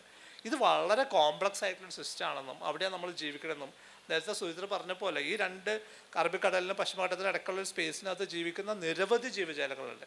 ഇപ്പോഴും നമ്മൾ പേരിട്ട് വിളിക്കാൻ നമുക്ക് പറ്റാത്ത അത്ര നമ്മൾ ഇനിയും കണ്ടെത്തിയിട്ടില്ലാത്ത ധാരാളം ജീവജാലങ്ങളുടെ ജീവിതവും നമ്മുടെ ജീവിതവും തമ്മിൽ ലിങ്ക്ഡാണ്. അവരെ പരിഭ്രമിപ്പിച്ചുകൊണ്ട്, അവരെ പേടിപ്പിച്ചുകൊണ്ട്, അവരെ വംശനാശത്തിലേക്ക് തള്ളിവിട്ടുകൊണ്ട് നമുക്ക് സുരക്ഷിതമായിട്ട് ജീവിക്കാനായിട്ട് പറ്റില്ല. ആഗോളതാപനം പല ലെവലിൽ ഓപ്പറേറ്റ് ചെയ്യുന്നുണ്ട്. ഏറ്റവും ലേറ്റസ്റ്റ് വാർത്ത എന്താ വെച്ചാൽ പകല് ആക്റ്റീവായിരുന്ന പല ജീവജാലങ്ങളും നമ്മൾ നൊക്ടേണൽ ജീവജാലങ്ങൾ എന്ന് പറയും, രാത്രി ആക്റ്റീവായിട്ടുള്ളവർ.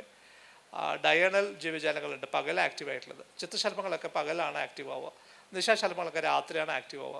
ഏറ്റവും ലേറ്റസ്റ്റ് ആയിട്ടുള്ള സ്റ്റഡി പറയുന്നത് പകൽ ആക്റ്റീവായിട്ടുള്ള പല ജീവജാലങ്ങളും പതുക്കെ രാത്രിയിലേക്ക് ഷിഫ്റ്റ് ചെയ്തിട്ടുണ്ട്. അവർ പകലുള്ള ചൂട് അവർക്ക് താങ്ങാൻ പറ്റുന്നില്ല. ഏറ്റവും സിമ്പിളായിട്ടുള്ള എക്സാമ്പിൾ നമ്മൾ യൂക്കോഫിലാസ് മെരാഗ്ഡിഗന എന്ന് പറയുന്ന ഉറുമ്പുണ്ട്, പുളിയുറുമ്പെന്ന് പറയുന്ന ഉറുമ്പുണ്ട്. നിങ്ങളെല്ലാവരും കണ്ടിട്ടുണ്ടോ? മരത്തിൽ കൂടൊക്കെ ഉണ്ടാക്കുന്ന പുളിയുറുമ്പ്. പുളിയുറുമ്പുകൾ പകൽ ആക്റ്റീവ് ആവുന്ന ജീവിയാണ്. രാത്രി അവർ കൂട്ടിനകത്ത് ഉണ്ടാവുക. അത് ഷിഫ്റ്റ് ചെയ്തു. അവരിപ്പോൾ പകൽ കൂട്ടിൽ നിന്ന് പുറത്തിറങ്ങാറില്ല. അവരിപ്പോൾ രാത്രിയാണ് ആക്റ്റീവ് ആവുക. രാത്രിയാണ് അവർ പുതിയ സ്ഥലത്തേക്ക് പോയിട്ട് ആ ഭക്ഷണം തേടി പോവുക. അത്ര സൂക്ഷ്മമായിട്ടുള്ള ധാരാളം മാറ്റങ്ങൾ കേരളത്തിൽ വന്നുകൊണ്ടിരിക്കുകയാണ്. ഈ ജീവജാലങ്ങൾക്ക് ഉണ്ടാകുന്ന മാറ്റങ്ങളൊക്കെ തന്നെ ഡയറക്റ്റായിട്ട് മനുഷ്യനെയും ബാധിക്കുമെന്നുള്ള തിരിച്ചറിവിലേക്ക് നമ്മൾ മാറേണ്ട ആവശ്യമുണ്ട്. വളരെ ലളിതമായി പറഞ്ഞാൽ വികസനം എന്നുള്ളത് ഒരു അശ്ലീല പദമായിട്ട് നമ്മൾ തിരിച്ചറിയേണ്ട ആവശ്യമുണ്ട്. കാരണം ആ വഴിയെ പോയി കഴിഞ്ഞാൽ നമുക്ക് ജീവിക്കാൻ പറ്റാത്തൊരു സ്ഥലത്താണ് നമ്മൾ എത്തിപ്പെടുക എന്ന് തിരിച്ചറിയേണ്ട ആവശ്യമുണ്ട്. അവരുടെ രാഷ്ട്രീയക്കാരോടൊക്കെ പറയേണ്ട ഒരാവശ്യം ആ വാക്ക് അവരുടെ വൊക്കാബുലറിയിൽ നിന്ന് ഒഴിവാക്കാനായിട്ട് ആവശ്യപ്പെടുക. കാരണം ആ വാക്കുകൊണ്ട് ഉദ്ദേശിക്കുന്നത് അവർ വേറെ ചില ആളുകളുമായിട്ടൊരു കരാറുണ്ടെന്നും ആ കരാറ് നടപ്പിലാക്കുന്നുണ്ടെന്നും അതിൽ നിന്ന് ധാരാളം ആളുകൾക്ക് പൈസ ഉണ്ടാക്കാൻ പറ്റുമെന്നും അതിനൊക്കെ നമ്മളാണ് സാക്ഷികളായിട്ട് റോ മെറ്റീരിയലായിട്ട് ഉപയോഗിക്കുന്നതെന്ന് മാത്രമേ അതിന് അർത്ഥമുള്ളൂ. മാം, ഇതേ ഒരു കാര്യത്തെ ഞാൻ ചോദിച്ച അതേ ചോദ്യത്തെ ഇനി നമുക്ക് എന്ത് ചെയ്യാനാവും എന്നുള്ളത് മാം എങ്ങനെ നോക്കി കാണുന്നു എന്നൊന്ന് പറയാം. നമുക്ക് സമയപരിമിതിയുണ്ട്, അപ്പോൾ ജസ്റ്റ് വൈൻഡ് അപ്പ് സെഷനകത്തേക്ക് എത്തുകയാണ്. ഓക്കെ മാം, ഇത് കഴിഞ്ഞ് ഓഡിയൻസിന് എന്തെങ്കിലും ക്വസ്റ്റ്യൻസ് ഉണ്ടെങ്കിൽ നിങ്ങൾക്കും ചോദിക്കാം. 3 മണി വരെ നമുക്ക് ടൈമുണ്ട്. Okay ma'am, continue. സാറ് പറഞ്ഞു നിർത്തിയത് വികസനം ഒരു അശ്ലീല പദമാണ്. ഞാനും അതിനോട് വളരെയധികം യോജിക്കുന്നുണ്ട്. വികസനത്തെക്കുറിച്ചുള്ള കാഴ്ചപ്പാട് നമ്മുടെ മനസ്സിൽ നിന്ന് ഇപ്പോൾ ഉള്ള ആ ഒരു ഇൻഫ്രാസ്ട്രക്ചർ ബൂം എന്നുള്ള രീതിയിൽ നിന്ന് മാറി എന്താണ് വികസനം എന്നതുകൊണ്ട് നമ്മൾ ഉദ്ദേശിക്കുന്നത് എന്ന് വളരെ കൃത്യമായിട്ട് അറിയേണ്ട ഒരു നമ്മൾ പറയേണ്ട ഒരു കാര്യമുണ്ട്. അപ്പം ഞാനിത് സാറ് പറഞ്ഞത് വളരെ വലിയൊരു കാര്യമാണ്, സത്യമാണ് സാറ് പറഞ്ഞത്. അതായത് ക്യാപിറ്റലിസമാണ് ഇതിന് കാരണം എന്ന് പറയുന്നത് വളരെ വലിയൊരു കാര്യമാണ്. ക്യാപിറ്റലിസം തന്നെയാണ്, ആ രീതിയിലുള്ള വികസനമാണ്. പക്ഷേ നമുക്ക് എന്താണ് ചെയ്യാൻ പറ്റുക എന്നുള്ള ചോദ്യം ചോദിക്കുന്ന സമയത്ത് നമുക്കിത് എവിടെയോ നടക്കുന്ന കാര്യമല്ലല്ലോ. നമ്മളുടെ ജീവൻ, നമ്മളുടെ ജീവിതം, നമ്മുടെ ബന്ധുമിത്രാദികൾ, നമ്മുടെ കുട്ടികൾ ഒക്കെ മരിക്കുന്ന അല്ലെങ്കിൽ അത്തരത്തിലുള്ള നമ്മളുടെ തൊഴിലുകൾ നഷ്ടപ്പെടുന്ന ഈ അവസ്ഥയിൽ മറ്റാരോ എന്തെങ്കിലും ഇത് നമുക്ക് അങ്ങനെ കാത്തിരിക്കാൻ പറ്റില്ല. അപ്പോൾ എനിക്ക് തോന്നുന്നത് ഒരു കാര്യം, ഇപ്പം കുട്ടികൾ എന്നുള്ള നിലയിൽ നമുക്ക് ഞാൻ വെറുതെ ഒരു ഉദാഹരണം മാത്രം പറയാം. സ്വീഡനിൽ നിങ്ങൾ കേട്ടിട്ടുണ്ടാവും, ഗ്രേറ്റ തുൻബർഗിനെ കുറിച്ച് നിങ്ങൾ കേട്ടിട്ടുണ്ടാവും. ഒരു ചെറിയ കുട്ടിയായിരുന്നു, 15 വയസ്സ്. ആ കുട്ടി ഒറ്റയ്ക്കൊരു പ്ലക്കാർഡ് പിടിച്ചിട്ട് സ്വീഡിഷ് പാർലമെൻറ്റിൻ്റെ മുമ്പിൽ ദിവസങ്ങളോളം വലിയ സമരം നടത്തി, ഒറ്റയ്ക്കായിരുന്നു. അത് പിന്നെ ഫ്രൈഡേ ഫോർ ഫ്യൂച്ചർ എന്ന് പറഞ്ഞുള്ള വലിയൊരു മൂവ്മെൻ്റായി മാറി.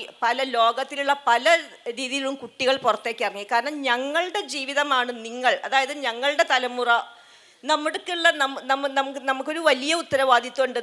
നമുക്കുള്ള ഈ കാര്യങ്ങൾ നമുക്കിപ്പോൾ ലഭിച്ചിട്ടുള്ളത് നമ്മുടെ അടുത്ത തലമുറയ്ക്കും കൈമാറ്റം ചെയ്യേണ്ട ഒരു ഇത് നമ്മളുടെ സ്വന്തം സ്വത്തൊന്നുമല്ല. അല്ലെങ്കിൽ അത് നമ്മൾ അടുത്ത തലമുറയെ കൂടി ആലോചിച്ചിട്ട് മാത്രമേ നമുക്ക് ചെയ്യാൻ പറ്റൂ. നമ്മളുടെ ഭരണഘടനാപരമായി തന്നെ നമുക്കതിനുള്ള ബാധ്യത ഉണ്ട്. നമുക്ക് പരിസ്ഥിതിയെ സംരക്ഷിക്കാനും അതിനെ മെച്ചപ്പെടുത്താനുമുള്ള ബാധ്യത ഭരണഘടനാപരമായി നമുക്കുണ്ട്.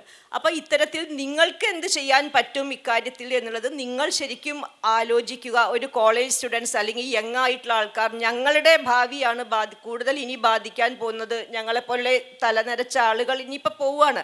അപ്പോൾ നിങ്ങളുടെ ഭാവി എങ്ങനെയായിരിക്കും എന്നുള്ളത് നിങ്ങൾ തന്നെ വളരെ കൃത്യമായി അത് എന്തെല്ലാം ചെയ്യുക. ഒന്ന്, രാഷ്ട്രീയക്കാരെ കൊണ്ട്, സർക്കാരിനെ കൊണ്ട്, മാധ്യമങ്ങളെ കൊണ്ട്, ഞങ്ങൾക്കിതല്ല വേണ്ടത്, ഞങ്ങൾക്ക് കൂടുതൽ സംഗതി വേണം, ഞങ്ങൾക്ക് കൂടുതൽ അറിവ് വേണം എന്ന്, അല്ലെങ്കിൽ ഈ വികസനമല്ല ഞങ്ങൾക്ക് വേണ്ടത് എന്ന് പറയാൻ പ്രാപ്തരാവുക എന്നതും നമുക്ക് ഈ അറിവിലേക്ക് നമ്മൾ എത്തിപ്പെട്ടിരിക്കുന്നത് ഒരു വലിയ അടിയന്തരാവസ്ഥയിലാണെന്നുള്ള അറിവിലേക്ക് നിങ്ങൾ ഉണരുക എന്നുള്ളതാണ് ആദ്യം ചെയ്യേണ്ടത് എന്ന് തോന്നുന്നു.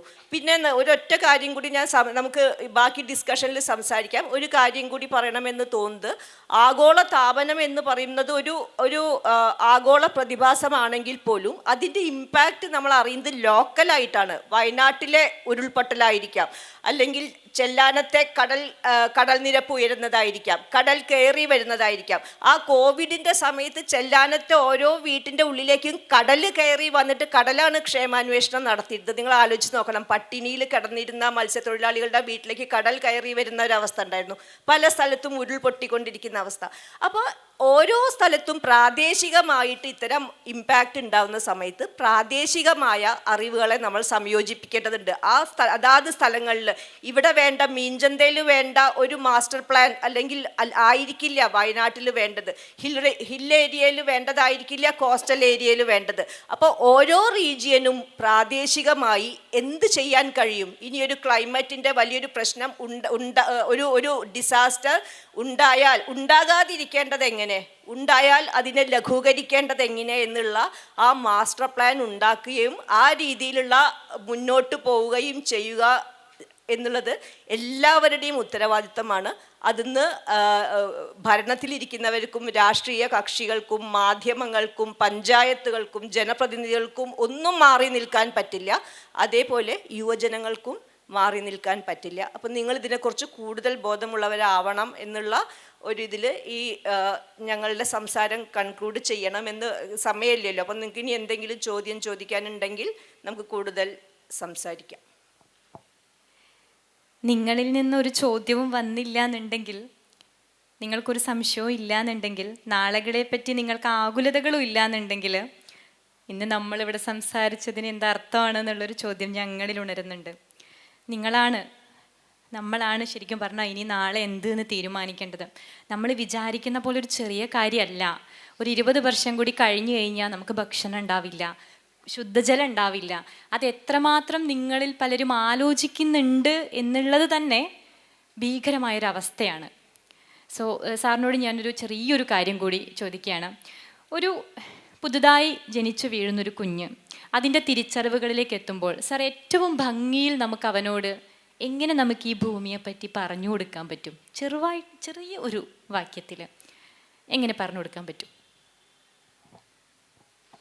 എന്നെക്കൊണ്ട് ഏറ്റവും അപകടകരമായിട്ടുള്ള ഉത്തരങ്ങൾ പറയിപ്പിക്കുക എന്നുള്ളതാണ് ശ്രമിക്കുന്നത്. കുട്ടികളെ നമുക്ക് ഭയമാണ്, കുട്ടികളെ പറ്റിക്കുക നമ്മൾ ചെയ്യുന്നത്. ആ കുട്ടി ഒരിക്കലും ആ കുട്ടിയുടെ ഒരു പൂർണ്ണ പൊട്ടൻഷ്യലിലേക്ക് എത്താതിരിക്കാനുള്ള സംവിധാനത്തിനെയാണ് നമ്മൾ സ്കൂള് കോളേജ് എന്നൊക്കെ വിളിക്കുക.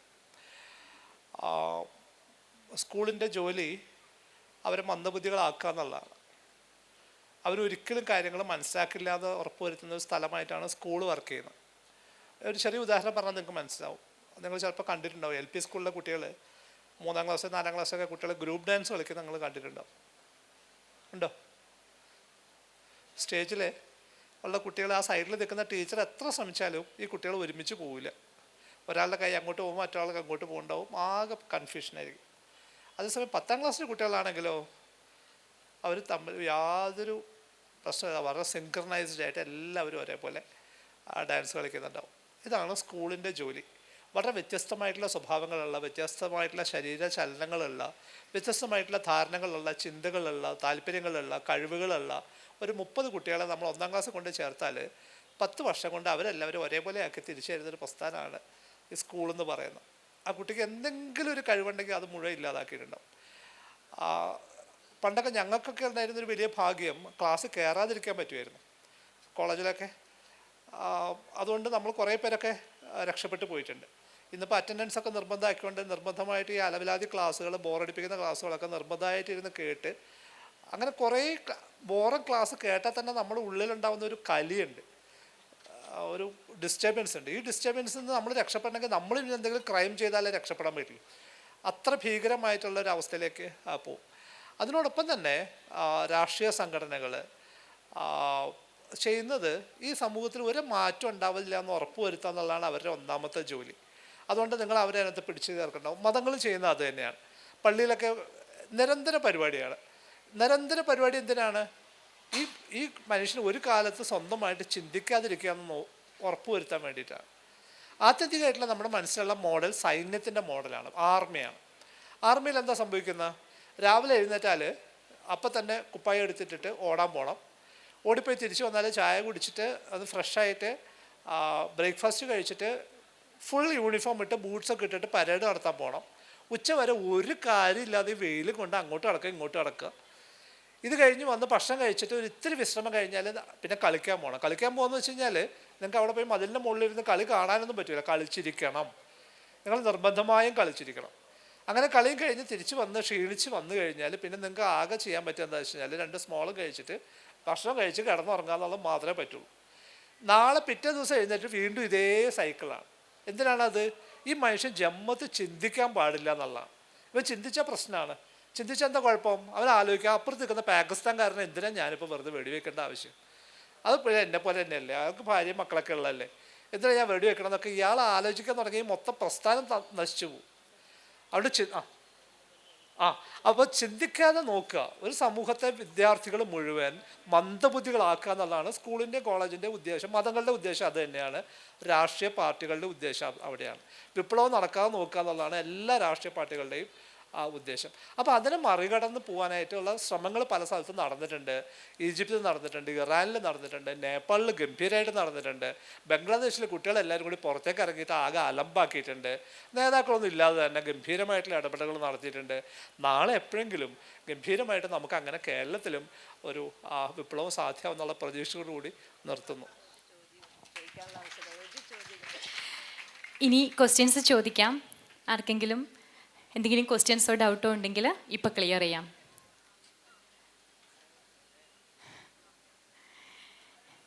ആർക്കും ഒന്നും സംസാരിക്കാനില്ല.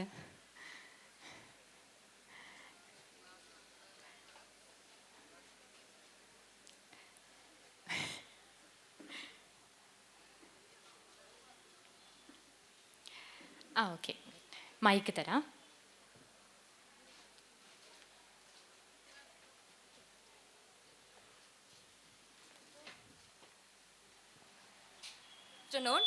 ഈ മാറുന്ന കാലാവസ്ഥയെ ചെറുക്കാൻ വേണ്ടിയിട്ട് നമുക്ക് കേരളത്തിൽ നടപ്പാക്കാൻ പറ്റുന്ന മാർഗങ്ങൾ എന്തെല്ലാമായിരിക്കും? അതിനെക്കുറിച്ചൊന്ന് പറഞ്ഞു തരാമോ? മാറുന്ന കാലാവസ്ഥയെ നമുക്ക് ചെറുക്കുക എന്ന് പറയുന്നത് അത്ര എളുപ്പമുള്ള കാര്യമല്ല. അത് വളരെ കോംപ്ലിക്കേറ്റഡ് ആയിട്ടുള്ള കാര്യങ്ങളാണ്. അപ്പോൾ പല ഏരിയകളിലും നമുക്കത് ചെയ്യേണ്ടി വരും. ഞാൻ ഏറ്റവും ഒരൊറ്റ ചെറിയൊരു ഉദാഹരണമായിട്ട് ഞാൻ പറയാം. ഇപ്പം നമുക്ക് ഇവിടെ ഒരു മാലിന്യ കൂമ്പാരം കാണുന്ന സമയത്ത് നമുക്ക് തോന്നും, ഇതൊരു മാലിന്യ കൂമ്പാരമാണ്, ഇത് വൃത്തിയെ മാത്രമാണ് ബാധിക്കുന്നത് എന്ന് തോന്നും. അല്ല, അത് വലിയൊരു തോതിൽ ക്ലൈമറ്റ് ഇമ്പാക്റ്റ് ഉണ്ടാക്കുന്നുണ്ട്. കാരണം ചീന്ന മാലിന്യത്തിൽ നിന്ന് മീഥേൻ വരുന്നു, കത്തുന്ന മാലിന്യങ്ങളിൽ നിന്ന് കാർബൺ ഡൈ ഓക്സൈഡ് വരുന്നുണ്ട്. അപ്പോൾ ഇതെല്ലാം ഒരു ക്ലൈമറ്റ് ചേഞ്ചിന് ആക്കം കൂട്ടുന്ന കാര്യങ്ങളാണ്. അപ്പം നമ്മൾ ഒട്ടും വിചാരിക്കാത്ത വളരെ ചെറിയ കാര്യങ്ങൾ അതിനെ ബാധിക്കുന്നുണ്ട്. അപ്പം നമുക്ക് ഒരു പെട്ടെന്ന് എന്ത് ചെയ്യാൻ പറ്റുമെന്ന് ചോദിക്കുമ്പോൾ ഇതാ ഒരൊറ്റ ഉത്തരമല്ല. അതിൽ നമ്മൾ പല സെക്ടറുകൾ നോക്കണം. നമ്മൾ എന്തെങ്കിലും ചെയ്തത് കൊണ്ടുപോലും ചിലപ്പം ഇപ്പം നമ്മൾ ചെയ്യുന്ന കാര്യം കൊണ്ട് ഇപ്പം തന്നെ ഇമ്പാക്റ്റ് ഉണ്ടാവണം എന്നുമില്ല. നമ്മളിപ്പോൾ അനുഭവിക്കുന്നത് എത്രയോ കൊല്ലം മുമ്പ് ചെയ്തിട്ട് മറ്റുള്ളവർ ചെയ്ത കാര്യത്തിൻ്റെ ഇമ്പാക്റ്റാണ് നമ്മൾ അനുഭവിക്കുന്നത്.